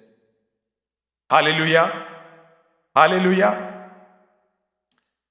ഒരു വേദിയിൽ ഞാൻ പ്രസംഗം കഴിഞ്ഞപ്പോൾ ഒരാളെ എന്നോട് വന്ന് പറഞ്ഞു, അച്ഛൻ പറഞ്ഞതൊക്കെ ഞാൻ കേട്ടപ്പോൾ ഞാൻ ഒരു സത്യം അച്ഛനോട് പറഞ്ഞു. ഞാൻ എൻ്റെ ഭാര്യയ്ക്കും മക്കൾക്കും വേണ്ടി മാത്രം ജീവിക്കുന്ന ആളാണ്. ഞാനൊരു സ്വാർത്ഥനാണ്, എനിക്കങ്ങനെ പറ്റുള്ളൂ. തുറന്ന് പറയണം, സംഭവം അച്ഛൻ പറഞ്ഞതൊക്കെ ശരി. എനിക്കെൻ്റെ ഭാര്യയും മക്കളും. പ്രിയമുള്ളവർ, എത്ര പേർക്കുണ്ട് ഇപ്പോൾ ആ ജീവിതത്തിലെ ആശ്വാസം? അതിൻ്റെ പേര് നിനക്കെല്ലാം ദൈവം തന്നതാണ്. ആ ദൈവത്തെയാണ് നീ എന്നും മക്കളെ ചേർന്ന്, മക്കളെ ദൈവത്തോട് നന്ദി പറഞ്ഞേ. എന്താപ്പ അങ്ങനെ പറയണേ? ദൈവം തന്നതാണ് മക്കളെ അപ്പന്. അങ്ങനെയുള്ള അബ്രാഹാം, ഇസ്ഹാക്ക്, യാക്കോബിന്റെ ഭവനത്തിലുണ്ടായിരുന്നത് പോലെ നമ്മുടെ ഉള്ളിലുണ്ടല്ലോ സത്യസന്ധമായ ക്രിസ്തുവിനോടുള്ള സ്നേഹം. പലപ്പോഴും നമ്മുടെ ഈ ലോകത്തോടുള്ള മമത കൊണ്ടുണ്ടല്ല. നേരത്തെ അച്ഛൻ പറഞ്ഞില്ലേ, ദൈവത്തിന് കൊടുക്കാൻ ഈ കൊടുക്കേണ്ട കാര്യം വരുമ്പോഴാണ് പ്രയാസം. നമ്മുടെ ജീവൻ തന്നെ ദൈവത്തിന് കൊടുക്കണം. തിരിച്ച് ദൈവത്തിന് ജീവൻ തന്നെ തിരിച്ചു കൊടുക്കണം. നമ്മുടെ ആരോഗ്യം, നമ്മുടെ ബുദ്ധി, നമ്മുടെ ഓർമ്മ, ഇതൊക്കെ ദൈവത്തിന് തിരിച്ചു കൊടുക്കണം. ലോണാണിത്. ലോണിന്റെ കാലാവധി കഴിഞ്ഞ ഓരോന്നോരോന്ന് തിരിച്ച് അങ്ങോട്ട് പോകും. എന്താ മനുഷ്യത് മനസ്സിലാക്കാത്ത? ഒരിക്കലും ഒരു പള്ളിപ്പണി നടക്കുന്നുണ്ട. അപ്പൊ അപ്പുറത്തെ പള്ളിയിലത്തെ ആൾക്കാരൊക്കെ ഈ പള്ളിയിലേക്ക് പള്ളി പിരിവിന് വന്നു. അപ്പോ ആൾക്കാർ പറഞ്ഞൂടാ, നമുക്ക് അച്ഛനോടൊക്കെ ചോദിച്ചിട്ട് പിരിക്കാൻ ചെന്ന് കഴിഞ്ഞാൽ വേണ്ട, അച്ഛനത് സമ്മതിച്ചില്ലെങ്കിലോ, അപ്പൊ അതുകൊണ്ട് നമുക്ക് വീടുകളിൽ കയറി പിരിക്കാട്ടാ. എന്നിട്ട് ഇവരെല്ലാവരും ഓരോ വീട്ടിൽ കയറി. ലോനപ്പേട്ടന്റെ വീട്ടിൽ കയറി. ആ എന്താ, അപ്പുറത്തെ പള്ളിയിലത്തെ ആൾക്കാരാണ്. അവിടെ പള്ളിപണി നടക്കാണ്. അപ്പോ സംഭാവന തരാനായിട്ട് പള്ളിയില് അച്ഛനൊന്നും പറഞ്ഞില്ലല്ലോ. ഇല്ല, പള്ളിയിൽ ഞങ്ങൾ പറഞ്ഞിട്ടില്ല. പള്ളിയിൽ അച്ഛൻ പറയാണ് ഒന്നും നടക്കില്ല. സങ്കടമായിട്ട് അവർ പോയി. പിറ്റേ ആഴ്ചയിൽ വേറെ പള്ളി ഇടവകക്കാരും. അപ്പോ ഈ വന്ന ആൾക്കാർ പറഞ്ഞു, നേരത്തെ വന്നിട്ടേ അച്ഛനോട് പറയാണ്ട് ഒരു പരിപാടിക്ക് പോകണ്ടട്ടോ, അച്ഛൻ്റെ പൈസ കേട്ടില്ല. അച്ഛൻ്റെ അടുത്ത് ഇവര് പറഞ്ഞു, അച്ഛാ പള്ളിപ്പണി നടക്കണ സംഭവം. Okay okay. അങ്ങനെ പള്ളിയിലൊക്കെ അച്ഛൻ വിളിച്ചു പറഞ്ഞു. അങ്ങനെ ഇവര് പിരിച്ച് ഈ ലോനപ്പേട്ടന്റെ വീട്ടിൽ. എന്താ അല്ല, ഞങ്ങൾ ഈ പള്ളിയുടെ പണി നടക്കണ്ടേ. അപ്പോ അച്ഛൻ പറഞ്ഞില്ലേ പള്ളിയില് എന്ത്? അല്ലേ പള്ളി അച്ഛൻ പറഞ്ഞിട്ടുണ്ടെങ്കിൽ അച്ഛനോട് പോയി ചോദിക്കും. ഈ ആളാണ് നേരത്തെ പറഞ്ഞത്. എന്തെന്ന് അച്ഛൻ പറയാണ്ട്. എന്ത് മനുഷ്യരുടെ ഒരു രീതികൾ കണ്ടു. നമ്മുടെ ഉള്ളിൽ എന്താ ഉണ്ടാവണം എന്നറിയും? ക്ലാരിറ്റി. ഈശോ പറഞ്ഞില്ലേ, ഞാൻ സത്യവും ജീവനും വഴിയുമാണ്. ക്രിസ്തുവിന്റെ സത്യം, ക്രിസ്തുവിന്റെ സ്നേഹം, ക്രിസ്തുവിനോടുള്ള സ്നേഹം. പലപ്പോഴും നമ്മൾ ഈ ഭൂമിയിലെ നിക്ഷേപങ്ങൾ കരുതി വെക്കും. ലൂക്കായുടെ സുവിശേഷം 12:33 പറയുന്നുണ്ട്, സ്വർഗത്തിൽ നിങ്ങൾ നിക്ഷേപങ്ങൾ കരുതി വെക്കും. ഞാൻ ചോദിക്കട്ടെ, നമ്മൾ ഇന്ന് ഈ ലോകത്തു നിന്ന് പോയാൽ സ്വർഗത്തിൽ എന്ത് നിക്ഷേപം നമുക്കുണ്ട്? എന്ത് നിക്ഷേപം നമുക്ക് ഇത്രയും കാലത്ത് ജീവിച്ചിട്ട് തമ്പുരാന്റെ സന്നദ്ധിയിൽ എന്ത് നിക്ഷേപം ഉണ്ടെന്ന് നമുക്ക് പറയാനായിട്ട് പറ്റും? എന്ത് നിക്ഷേപം? ധനവാൻ ലാസറിന്റെ ഉപമ നിങ്ങൾക്ക് അറിഞ്ഞിട്ടേ. ധനവാൻ ഒരു പാപവും ചെയ്തിട്ടില്ല, എല്ലാ പ്രമാണങ്ങളും പാലിച്ചു. പിന്നെ എന്തേ ധനവാൻ നരകത്തിലെത്തി? എന്താ കാരണം? യാക്കോബ് സ്ലിഹായുടെ ലേഖനത്തില് നിങ്ങൾ വായിക്കും. യാക്കോബ് ലേഖനം 4-ാം അധ്യായം 17-ാമത്തെ വചനം. യാക്കോബ് 4:17. ചെയ്യേണ്ട നന്മ എന്താണെന്നറിഞ്ഞിട്ടും അത് ചെയ്യാതിരുന്നാൽ നീ പാപം ചെയ്യും. നമ്മൾ സ്വർഗസ്ഥനായ പിതാവ് ചെല്ലുമ്പോഴേ അതിലച്ഛാ ഇങ്ങനെ 2 ഭാഗല്ലേ, ഞങ്ങളുടെ പാപങ്ങളും കടങ്ങളും ക്ഷമിക്കണം. അല്ല, ഇത് 2 തമ്മിൽ എന്താ വ്യത്യാസം? പാപങ്ങളും കടങ്ങളും. അതെന്താ വ്യത്യാസം? ഏതാ പാപം, ഏതാ കടം? ഈ കൺവെൻഷൻ കഴിഞ്ഞപ്പോൾ അത് തിരിച്ചറിഞ്ഞു പൊക്കോളോ. ഏതാ പാപം? ചെയ്യരുത് എന്ന് ദൈവം കൽപ്പിച്ചത് നീ ചെയ്താൽ അത് പാപം. ചെയ്യണം എന്ന് പറഞ്ഞിട്ട് നീ അത് ചെയ്തില്ലെങ്കിൽ കടം. ഈ ധനവാന് കടമുണ്ടായിരുന്നു.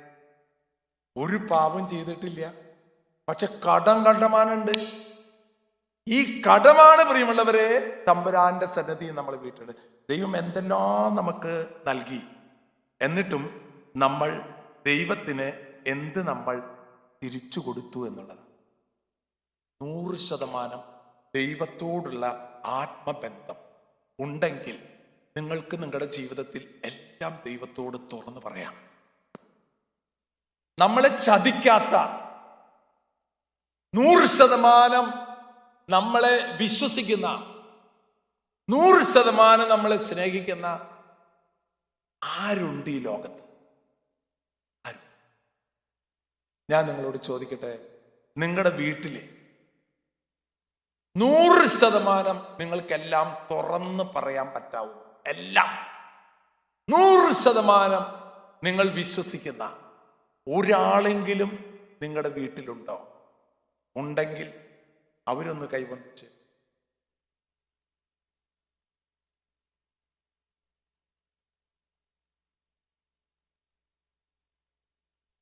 ഇത്ര പ്രശ്നമുള്ള, ഇതാ നമ്മുടെ പ്രശ്നം. അപ്പം വിശ്വസിക്കാണ്ട് കൂടെ ജീവിക്കുകയാണല്ലേ. അങ്ങനെയൊന്നും വിശ്വസിക്കാൻ പറ്റില്ല. അതാ ഞാൻ പറഞ്ഞത്, ഈ ലോകത്തില് നിങ്ങളുടെ വീട്ടിലുള്ളവരെ നിങ്ങൾക്ക് വിശ്വസിക്കാൻ പറ്റില്ലെങ്കിൽ പുറത്തുള്ളവർ വിശ്വസിക്കാൻ പറ്റോ? കർത്താവിലാണ് എൻ്റെ വിശ്വാസം. പ്രിയമുള്ളവരെ, 100% ആ തമ്പുരാന്റെ കരങ്ങളിൽ. അതാ ഈശോ പറഞ്ഞു, നിങ്ങൾ എൻ്റെ ഉള്ളിൽ വസിക്കുവിൻ, ഞാൻ നിങ്ങളുടെ ഉള്ളിൽ വസിക്കും. നിങ്ങൾ എൻ്റെ അടുക്കൽ വരുവിൻ, ഞാൻ നിങ്ങളെ ആശ്വസിപ്പിക്കാം. നിങ്ങളെ ഞാൻ തള്ളിക്കളയില്ല, നിന്നെ ഞാൻ കുറ്റപ്പെടുത്തില്ല, നിന്നെ ഞാൻ വഞ്ചിക്കില്ല, നിന്നെ പാപി എന്ന് ഞാൻ പറയില്ല. അതാണ് എന്തിനീ ദേവാലയം ഇവിടെ കടന്നു വരുമ്പോൾ കർത്താവിന്റെ കൂടെയുണ്ടെന്നുള്ളത്. ഈ ജീവിതത്തിൽ എല്ലാം സമ്പാദിച്ച് എല്ലാ സ്വഭാവങ്ങളും അനുഭവിച്ച് ഒരു ദിവസം നമുക്ക് രോഗം വരുമ്പോ തകർന്നു പോകും. ഞാനൊരു സ്ഥലത്ത് ഒരു ധ്യാനിപ്പിക്കാൻ പോയി. അവസാനത്തെ ദിവസം ഒരു ചേട്ടൻ എടുത്ത് വന്നിട്ട് പറഞ്ഞു, അച്ഛാ എൻ്റെ വീട്ടിലേക്ക് ഒന്ന് വരണം, പേഴ്സണലായിട്ടൊരു കാര്യം അച്ഛനോട് പറയാനോ. എന്ത് കാര്യം? അല്ലാതെ പേഴ്സണലായിട്ട് പറഞ്ഞു. ശരി എന്നാ. അങ്ങനെ പേഴ്സണലായിട്ട് കാണാൻ ആളെന്നെ വീട്ടിൽ കൊണ്ടുപോയി. വീട്ടിൽ കൊണ്ടുപോയി വലിയ വീട്, അതിൻ്റെ ഉള്ളിൽ കയറി. എന്നിട്ട് അയാളൊരു മുറിയിലേക്ക് എന്നെ കയറ്റി. മുറിയിൽ കയറ്റി ആള് വാതിലടിച്ച് കുറ്റിയിടും. ഞാൻ പറഞ്ഞു, എന്താ വാതിലടിച്ച് കുറ്റിയിടുന്നത്, എന്താ സംഭവം? അല്ല പേഴ്സണലായിട്ട്. അത് ശരി, അങ്ങനെയാണ്. അങ്ങനെ ഞാനിരുന്നു. ആളെന്റെ മുഖത്ത് നോക്കിയതോട് പറയടോ, എന്താ കാര്യം എന്ന് പറ. ഞാൻ എന്തിനാ ജീവിക്കണോ? എന്നിട്ട് ഞാൻ എന്തിനാ ജീവിക്കണേ? ഞാൻ എന്തിനാ ജീവിക്കണെന്ന്? താൻ എന്തിനാ ജീവിക്കണെന്ന് എന്നോടാ ചോദിക്കണേ. ഞാൻ എന്തിനാ ജീവിക്കണെന്ന് താൻ എന്നോട് ചോദിക്കുക. അപ്പൊ ഞാൻ എന്തിനാ ജീവിക്കുന്നത് ഞാൻ തന്നോട് പറഞ്ഞുതരാം. താൻ എന്തിനാ ജീവിക്കുന്നത് എന്നോട് ചോദിച്ചാൽ ഞാനെങ്ങനെയാണ് താനെങ്ങനെ ജീവിക്കും? ഞാൻ നിങ്ങൾ പറ, അയാൾ എന്തിനും ജീവിക്കണമെന്ന് ഞാനെങ്ങനെയാ പറയണേ? ഞാൻ പറഞ്ഞു, എനിക്കറിയില്ല താൻ എന്തിനും ജീവിക്കണെന്ന്. അല്ല ഞാൻ എന്തിനു മനുഷ്യ ഉത്തരം കിട്ടണ ചോദ്യം ചോദിക്കണോ? ഞാൻ എന്തുകൊണ്ട് ഞാൻ ദൈവവിശ്രമത്തിന് ജീവിക്കണം ചോദിക്കേ, ഞാൻ ഉത്തരം പറഞ്ഞുതരാം. താൻ എന്തിനാ ജീവിക്കണം എനിക്കറിയാൻ പറ്റില്ല. അത് പിന്നെയും കരയാം. പ്രശ്നം എന്താന്ന് പറ. എന്റെ 2 കിഡ്നിയും പോയി വെച്ചു. അത് ശരി, അതാണ് കാര്യം. അതാണ് താൻ കരയണേ. എന്ത് അച്ചു? 30 വർഷമായി അവൾ എൻ്റെ കൂടെ ജീവിക്കണം.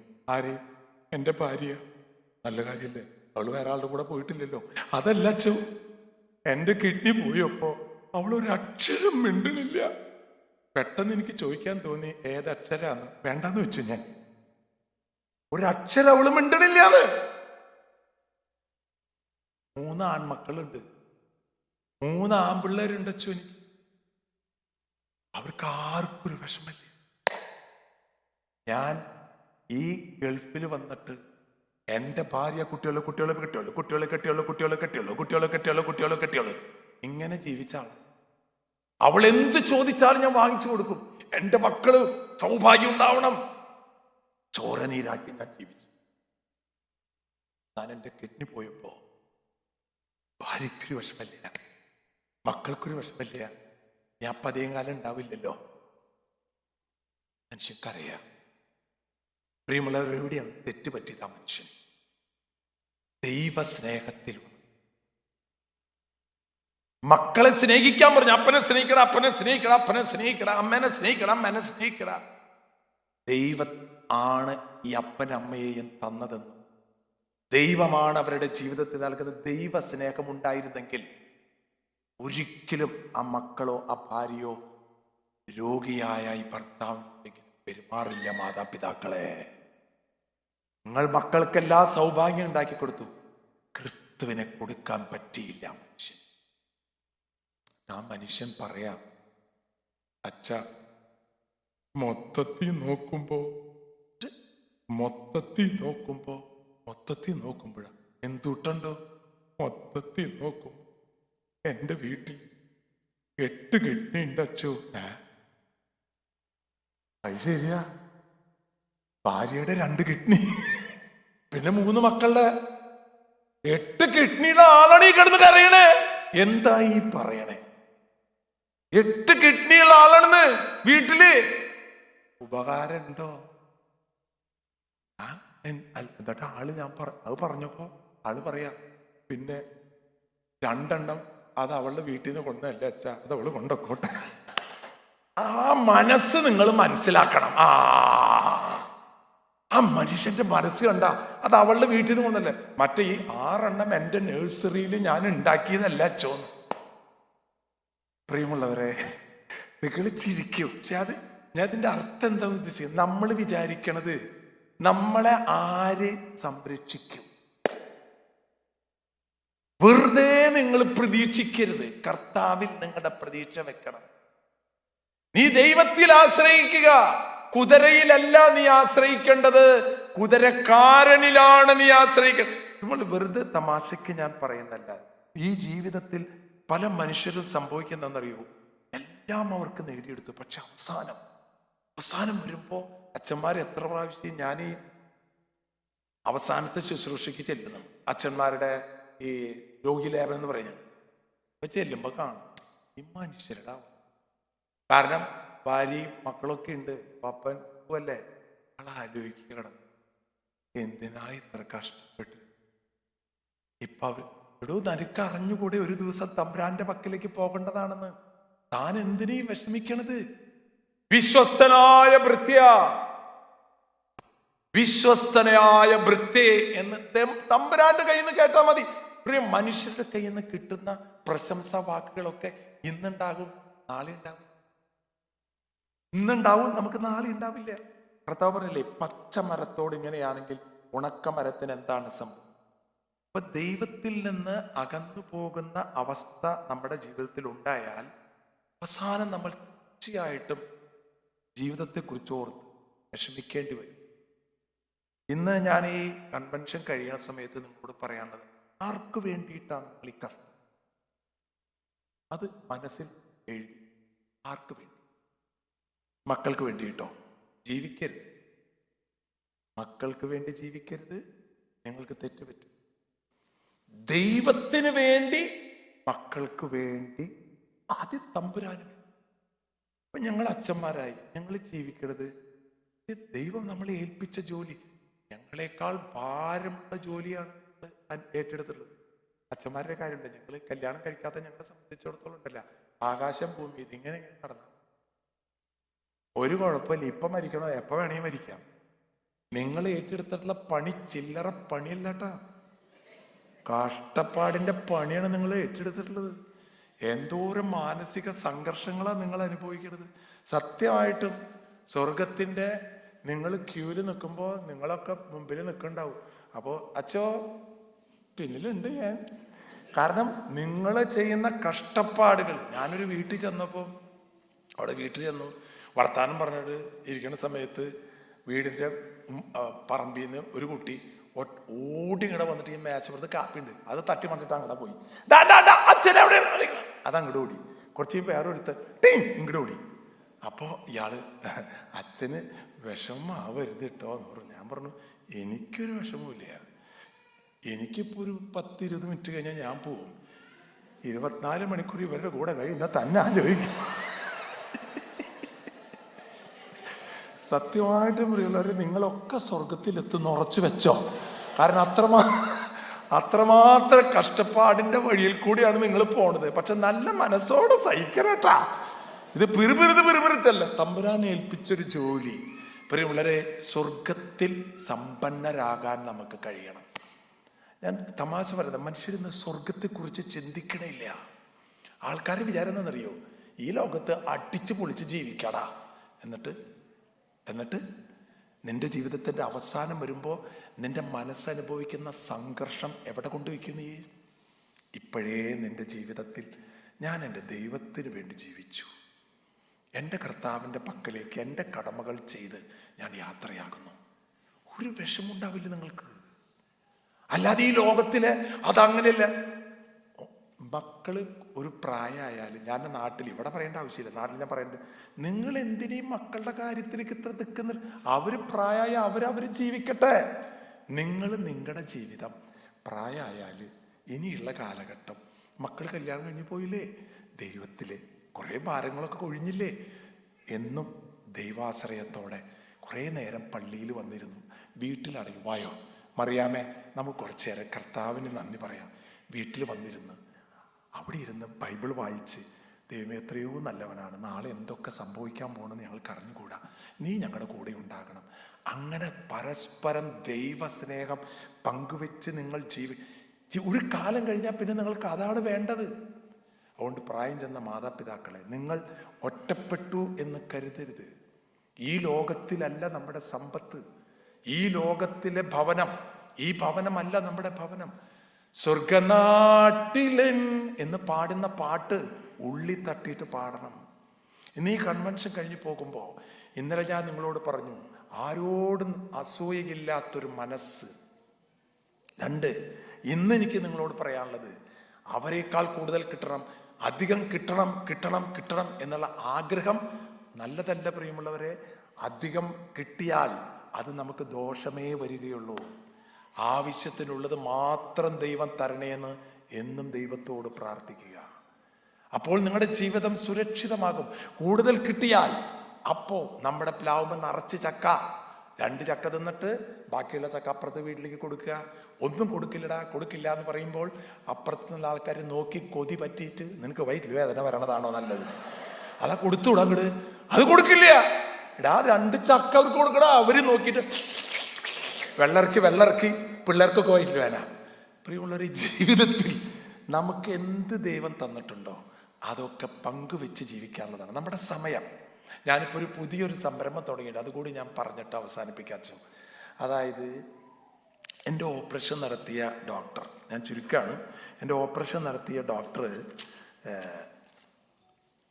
ഒരു ദിവസം എന്നെ ഫോൺ വിളിച്ചു. 3000 ട്രാൻസ്പ്ലാന്റ് നടത്തിയിട്ടുള്ള ഡോക്ടറാണ്. അപ്പം അദ്ദേഹം ഒരു ആത്മബന്ധമുണ്ട് എനിക്ക് അദ്ദേഹത്തോട്. അതിലൊരു ലെജൻഡാണ് അദ്ദേഹം. എന്നെ വിളിച്ചിട്ട് പറഞ്ഞു, അച്ഛാ 3000 ട്രാൻസ്പ്ലാന്റ് കഴിഞ്ഞു, അപ്പം അച്ഛൻ വരണം ആ സെലിബ്രേഷന്. മേജർ രവിയെയും സന്തോഷ് കുളങ്ങരേനും വിളിച്ചിട്ടുണ്ട്. ഞാൻ അച്ഛൻ്റെ ഡേറ്റ് നോക്കിയിട്ടാണ് ഞാൻ വെക്കണം, അച്ഛൻ വരണം, ഞാൻ വരാം. അങ്ങനെ പറഞ്ഞ് 2 ദിവസം കഴിഞ്ഞില്ല, ഞാൻ വാർത്ത കേൾക്കുന്നതാണ്, ഈ ഡോക്ടർ സൂയിസൈഡ് ചെയ്തു. ഞാൻ പറഞ്ഞു, എന്ത് പറ്റി? ഞാൻ ഓടി അവരുടെ വീട്ടിലെത്തി എറണാകുളത്ത്. വീട്ടുകാർക്കറിയില്ല, ആശുപത്രിക്കാർക്കറിയില്ല, ഒന്നും അറിയില്ല.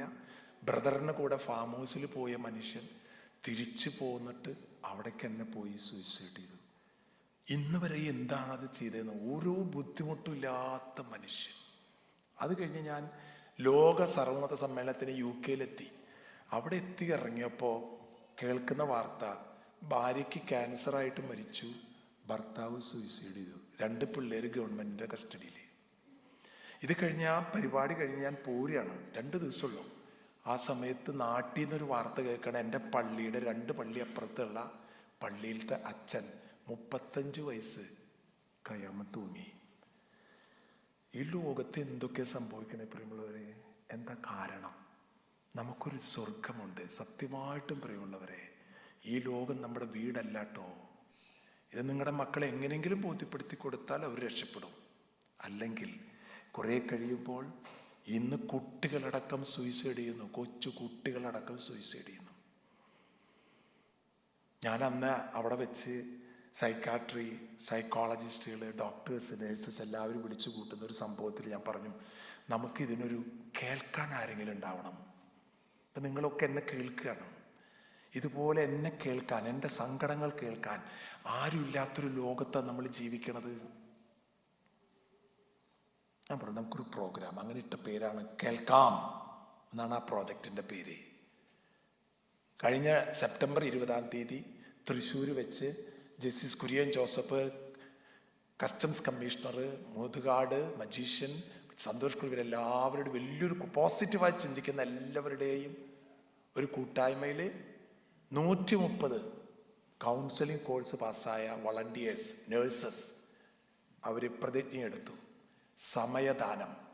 ഹെൽത്ത് പ്രൊഫഷണൽസിലെ ലോകത്തുള്ള 1000 പേരെ നമ്മൾ കണ്ടെത്തിക്കൊണ്ടിരിക്കുകയാണ്. ഇപ്പം നമ്മളൊരു 200-300 പേരായി ലോകത്തെ എല്ലാ രാജ്യത്തു നിന്നും.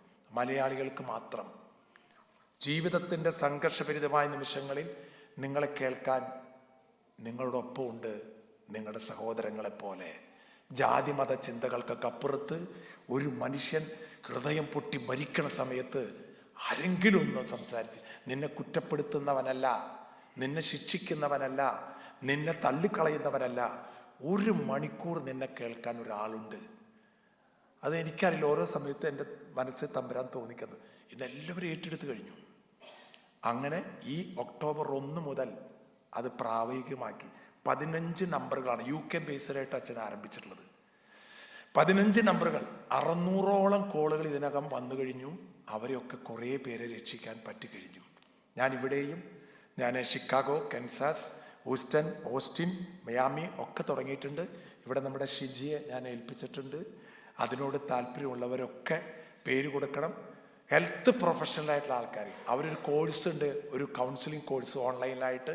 ഡോക്ടർ ജസ്നെയാണ് അത് UK-ൽ അത് കൺട്രോൾ ചെയ്യുന്ന വലിയൊരു ടീം നമുക്കിപ്പോൾ ഉണ്ട്. അവർക്ക് ഈ ആൾക്കാർ ഒരു ഹോട്ട് ലൈൻ നമ്പർ ഉണ്ട്, ഹെൽപ്പ് ലൈൻ. അതിൽ വിളിച്ചാൽ ഉടനെ തന്നെ ഒരു ലിങ്ക് വരും. അതിൽ നിങ്ങൾക്ക് personal problem, family problem, business problem click ചെയ്താൽ ഉടനെ തന്നെ UK-യിലും കേരളത്തിലുള്ള കൗൺസിലിംഗ് സെൻറ്റേഴ്സിൽ അതെത്തും. അതിൽ ആ ആൾക്ക് സമയം ദാനം ചെയ്ത ആൾക്കാരുണ്ട്. ഞായറാഴ്ച 2 തൊട്ട് 3 വരെ, ശനിയാഴ്ച 6 തൊട്ട് 7 വരെ സമയം ദാനം ചെയ്തിട്ടുള്ളവർ, ഈ പ്രൊഫഷണൽസ്, അവരുടെ നമ്പർ ഇട്ട് കൊടുത്താൽ കേൾക്കാം. ഇരിക്കടോ നമുക്ക് കേൾക്കാം. അങ്ങനെയാണ് ഞാൻ ഒരു ടെയിലിട്ടിട്ടുള്ളത്. അങ്ങനെ ഇന്ന് ലോകത്തെമ്പാടുള്ള മലയാളികൾക്ക് ആശ്വാസം കൊടുക്കാൻ തുടങ്ങിയിട്ടുണ്ട്. നിങ്ങളെല്ലാവരെയും ഞാൻ അതിനുള്ള ക്വാളിഫിക്കേഷൻ ഉള്ളവരെ, കാരണം ഈ കോള് വന്നാൽ the call will be recorded, complete record ചെയ്യും. ഒരു മനുഷ്യനെ നമുക്ക് രക്ഷിക്കാൻ സാധിച്ചാൽ, പ്രിയമുള്ളവരെ, ഈ ലോകത്ത് വിങ്ങിപ്പൊട്ടുന്ന എന്തോരം മനസ്സുകളാണെന്നറിയോ നമ്മുടെ സമൂഹത്തിൽ. നിങ്ങളൊക്കെ ഇങ്ങനെ ഇവിടെ ഇരിക്കുന്നുണ്ടെന്നുള്ളോ? ഉള്ളിലുള്ള സമുദ്രമൊന്നും എനിക്കറിയില്ല. ഇളകി മറിയുന്ന തിരമാലകളുണ്ടാകും. ഇങ്ങനെ ഇരുന്ന് ഇങ്ങനെ കേൾക്കുന്നുണ്ട്. ഞാൻ ഈ പ്രസംഗിക്കുമ്പോൾ അച്ഛന്മാരോട് പറയാറുണ്ട്, പ്രസംഗിക്കുമ്പോൾ എല്ലാവരുടെയും മുഖത്ത് നോക്കി പ്രസംഗിച്ചോളൂന്ന്. നമ്മൾ വിചാരിക്കുന്നത് ഇവരതൊക്കെ ഈ കേട്ടുകൊണ്ടിരിക്കുന്ന സമയത്ത് അവരുടെ ഹൃദയത്തിലേക്ക് പോകണ്ടേ. പല അച്ഛന്മാരും ആവേശം മൂത്തിട്ട്, ഇപ്പം നമ്മൾ വിചാരിക്കുന്നത് പ്രസംഗം കേട്ടിട്ട് എല്ലാവരും മാനസാന്തരപ്പെടുന്നാണ് നമ്മൾ വിചാരിക്കണത്. ഇത് കേട്ട് കഴിഞ്ഞിട്ടേ പ്രസംഗിക്കുമ്പോൾ കണ്ണടച്ചിട്ടൊരു അച്ഛൻ പ്രസംഗിച്ച് അച്ഛൻ കണ്ണൂർ നോക്കിയപ്പോൾ പള്ളിയിൽ ആരുമില്ല. അച്ഛൻ കണ്ണടയ്ക്കാൻ നോക്കി നിൽക്കായിരുന്നു. എല്ലാവരും പോയി. പിന്നെ നോക്കിയപ്പോൾ ഒരാളിരിപ്പുണ്ട്. അച്ഛൻ അപ്പം തന്നെ ബൈബിൾ എടുത്തു. 99 ആടുകൾ നഷ്ടപ്പെട്ടു പോയാലും ഒരാടിന് വേണ്ടിയാണ് ഇടയൻ. അച്ഛൻ ആശ്വാസമായി. അച്ഛൻ പറഞ്ഞു, പോട്ടെ, പോണവരൊക്കെ പോട്ടെ, നിനക്ക് വേണ്ടിയിട്ടാടാ ഈ അച്ഛൻ ഇവിടെ പ്രസംഗിച്ചത്. അപ്പോൾ അവൻ പറഞ്ഞു, അച്ചോ ഞാൻ ആടല്ല, നീ ആടല്ല എന്ന് എനിക്കറിയാം, പക്ഷെ നിനക്ക് വേണ്ടിയിട്ടാണ്, പോണവരൊക്കെ പൊക്കോട്ടെ, നിനക്ക് വേണ്ടിയിട്ടാണ് ഞാൻ പ്രസംഗിച്ചത്. അപ്പോൾ ആൾ പറഞ്ഞു, അച്ഛൻ വിചാരിക്കുന്ന ആളല്ല. പിന്നെ അത് ആരാ? മൈക്കിൻ്റെ ആളാ, വാടകയ്ക്ക് എടുത്തതാ. അച്ഛൻ നിർത്താൻ, എനിക്ക് പോവാൻ പറ്റില്ല അച്ഛാ, മൈക്ക് എനിക്ക് കൊണ്ടുപോകണം. അപ്പോൾ പറഞ്ഞത് ഞാൻ ഈ പറഞ്ഞതൊക്കെ വിശ്വസിച്ച് നിങ്ങളെല്ലാവരും മാനസാന്തരപ്പെടുന്ന എനിക്ക് ഉറപ്പില്ല. പ്രിയമുള്ളവരെ, നിങ്ങളുടെ കൈകളിലാണ് നിങ്ങളുടെ ജീവിതം. നിങ്ങളുടെ കൈകളിൽ. നിങ്ങൾ മനസ്സിലാക്കണം, നിങ്ങളുടെ ഭർത്താവ് നന്നാകുമ്പോൾ നിങ്ങൾ അതിനെ സപ്പോർട്ട് ചെയ്യണം. സപ്പോർട്ട് ചെയ്യോ? നിങ്ങൾ സപ്പോർട്ട് ചെയ്യണം. നിങ്ങൾ ഈ സക്കേവൂസിന്റെ കഥ ആലോചിച്ച് നോക്കി. ഈ സക്കേവൂസിന്റെ കഥ പറയുമ്പോഴൊക്കെ എനിക്ക് തോന്നാറുണ്ട് കേട്ടോ, നമ്മൾ ശ്രദ്ധിക്കാതെ പോകുന്ന ഒരു കാര്യമുണ്ട് സക്കേവൂസിന്റെ കാര്യത്തിൽ. എന്താ വെച്ചാൽ അദ്ദേഹത്തിന്റെ ഭാര്യയുടെ കാര്യം നമ്മൾ ശ്രദ്ധിക്കാറില്ല. നിങ്ങളൊന്ന് ആലോചിച്ച് നോക്കൂ, ആ മനുഷ്യൻ എന്താ പറഞ്ഞത് കർത്താവിനോട്? സ്വത്തിന്റെ പകുതി ഞാൻ നേരിട്ട് കൊടുക്കും, വഞ്ചിച്ചെടുത്തത് ഞാൻ 4 ഇരട്ടി കൊടുക്കും. ഇതൊക്കെ കേട്ടിട്ട് അവിടെ ഭാര്യ നിൽക്കണ്ടായിരുന്നില്ലേ? അക്ഷരം വേണ്ടിയ ആ സ്ത്രീ സമ്മതിച്ചില്ലേന്നാ ഒരു കുലുക്കല്ലേ നിങ്ങൾക്ക്? അപ്പൊ ഞാൻ നിങ്ങളോട് ചോദിക്കട്ടെ, അപ്പൊ നിങ്ങൾക്കൊന്നും അതിലിപ്പോ എന്തായിരിക്കണം അച്ചോ? ആണോ? എന്താ ഞാൻ കൂടെ ചോദിക്കാം. ഇപ്പൊ ഈ കൺവെൻഷൻ കഴിഞ്ഞ അച്ചോ, ഇത് കേട്ടിട്ട് ഇവിടെ പോയി എല്ലാവരും വീട്ടിൽ പോയപ്പോൾ ഈ സക്കേവൂസിന്റെ കഥ കേട്ട ഇവിടെ ഇരിക്കണ ഭർത്താക്കന്മാര് അവരുടെ മനസ്സിലൊരു തീരുമാനം എടുത്തു. അവരെന്നിട്ട് ഇന്ന് വീട്ടിൽ ചെന്നിട്ട് പറയാണ് ഭാര്യയോട്, ത്രേസ്യാമേ, ചെറുമലച്ചൻ പറഞ്ഞതുപോലെ ആ സക്കേവൂസിനെ പോലെ സ്വത്തിന്റെ പകുതി ഞാൻ ദരിദ്രർക്ക് കൊടുക്കണം എന്ന് പറഞ്ഞാൽ എത്ര ഭാര്യമാരെ സമ്മതിക്കും? അവരൊന്ന് കൈവന്തിച്ച്. എന്തിനാച്ചാ ഇവിടെ കൺവെൻഷൻ നടത്താൻ? ഞാൻ അറിയാണ്ട് ചോദിക്കുക, എന്തിനാ ഇവിടെ കൺവെൻഷൻ?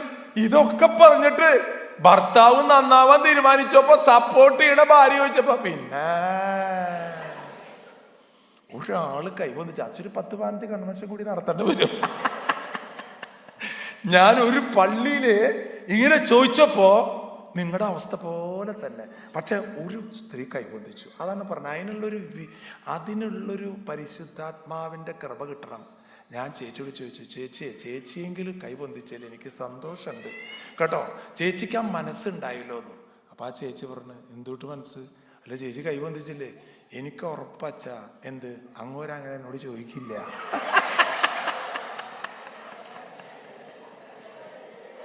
അപ്പൊ അതുകൊണ്ട് നിങ്ങൾ മനസ്സിലാക്കണം, ഈ ലോകത്ത് നമുക്ക് സന്തോഷത്തോടെ ഈ ലോകത്ത് ജീവിക്കാൻ നമുക്കൊരു കർത്താവുണ്ട് എന്നുള്ള ബോധ്യം ഉണ്ടാകണം. അച്ഛനായാലും ഞാനായാലും നിങ്ങളായാലും നമ്മുടെ ശക്തി എന്താണെന്നറിയോ? ശക്തനായവൻ വലിയ കാര്യങ്ങൾ ചെയ്തു തരുന്ന കർത്താവിൻ്റെ കൂടെയുണ്ട്. നമുക്കൊരു നിമിഷം കണ്ണുകൾ അടയ്ക്കാം. ശക്തനായ ദൈവമേ, എല്ലാം നീ എനിക്ക് നൽകിയ ദാനങ്ങളാണ്. 2 ദിവസമായി നിന്റെ സന്ദേശങ്ങൾ ഞങ്ങളുടെ ഹൃദയങ്ങളെ കാർന്നെടുക്കുകയായിരുന്നു. ഈ ലോകത്ത് അമ്മയുടെ ഗർഭപാത്രത്തിൽ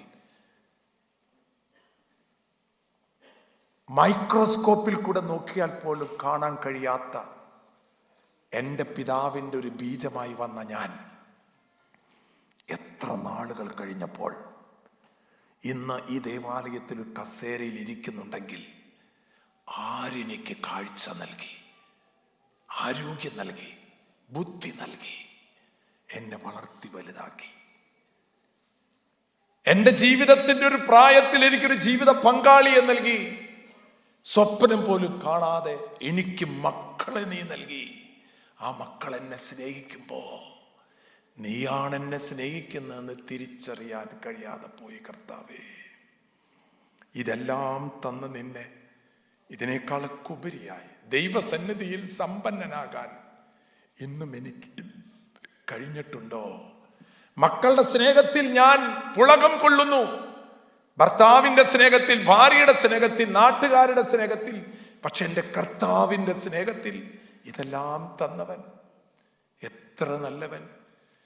കർത്താവേ, നീ എത്ര നല്ലവനെന്ന് എൻ്റെ ഹൃദയം, കർത്താവ് എത്രയോ നല്ലവനാണെന്ന് നിങ്ങൾ രുചിച്ചറിയുവേൻ. എത്ര അപകടങ്ങളിൽ തന്നെ രക്ഷിച്ചു, എത്ര രോഗങ്ങളിൽ തന്നെ കാത്തുപരിപാലിച്ചു, എത്ര തെറ്റുകൾ ഞാൻ ചെയ്തു കൂട്ടി, എന്നിട്ടും എന്നെ നീ കൈവിട്ടില്ല. എത്ര ഘോരമായ പാപങ്ങൾ ഞാൻ ചെയ്തു, എന്നിട്ടും നീ എന്നെ കൈവിട്ടില്ല. എത്ര അപകടങ്ങളിൽ നിന്ന് എന്നെ രക്ഷിച്ചു. ജീവിതത്തിൽ എന്തുമാത്രം നീ എന്നെ സ്നേഹിച്ചു. കർത്താവേ, എപ്പോഴെങ്കിലും തനിച്ചിരുന്ന നിന്റെ നന്മകളെ ഓർത്ത് സന്തോഷിക്കാൻ എൻ്റെ മനസ്സിനെ നീ പഠിപ്പിക്കണമേ. ഈ വചനം കേട്ട് തിരിച്ചു പോകുമ്പോൾ ഞാനും ദൈവസന്നിധിയിൽ സമ്പന്നനാകും. ഈ ഭൂമിയിലെ സമ്പത്ത് കൊണ്ട് ദൈവസന്നിധിയിൽ സമ്പന്നനാകാൻ കഴിയില്ലെന്നും തമ്പുരാനോടുള്ള സ്നേഹവായ്പിനാൽ ഇവിടെ നീ ചെയ്യുന്നതൊക്കെ എനിക്ക് തന്നെയാണ് ചെയ്തത് എന്നുള്ള കർത്താവിൻ്റെ വചനത്തിൽ ജീവിക്കാൻ, അങ്ങനെ ആനന്ദത്തോടെ ഭൂമിയിൽ ജീവിച്ച് ആനന്ദത്തോടെ പോകുന്നേ ഞാൻ എൻ ഗേഹം ദൈവത്തോട് തുറങ്ങിടാൻ. എത്തുന്നേ ഞാൻ നാഥന്റെ ചാരി പിറ്റേന്നൊപ്പമുണർന്നിടാൻ. കരയുന്നോ നിങ്ങൾ എന്തിനായി ഞാനൻ സ്വന്ത ദേശത്ത് പോകുമ്പോൾ? കഴിയുന്നു ഈ യാത്ര ഇത്ര നാൾ കാത്ത ഭവനത്തിൽ ഞാനും ചെന്നിതാ. പോകുന്നേ ഞാനൻ എൻ ഗേഹം തേടി ദൈവത്തോട് തുറങ്ങിടാ. കർത്താവേ, റെസ്റ്റ് ഇൻ പീസ് എന്ന് എഴുതി വെക്കുന്നത് ഞാൻ കണ്ടിട്ടുണ്ട്.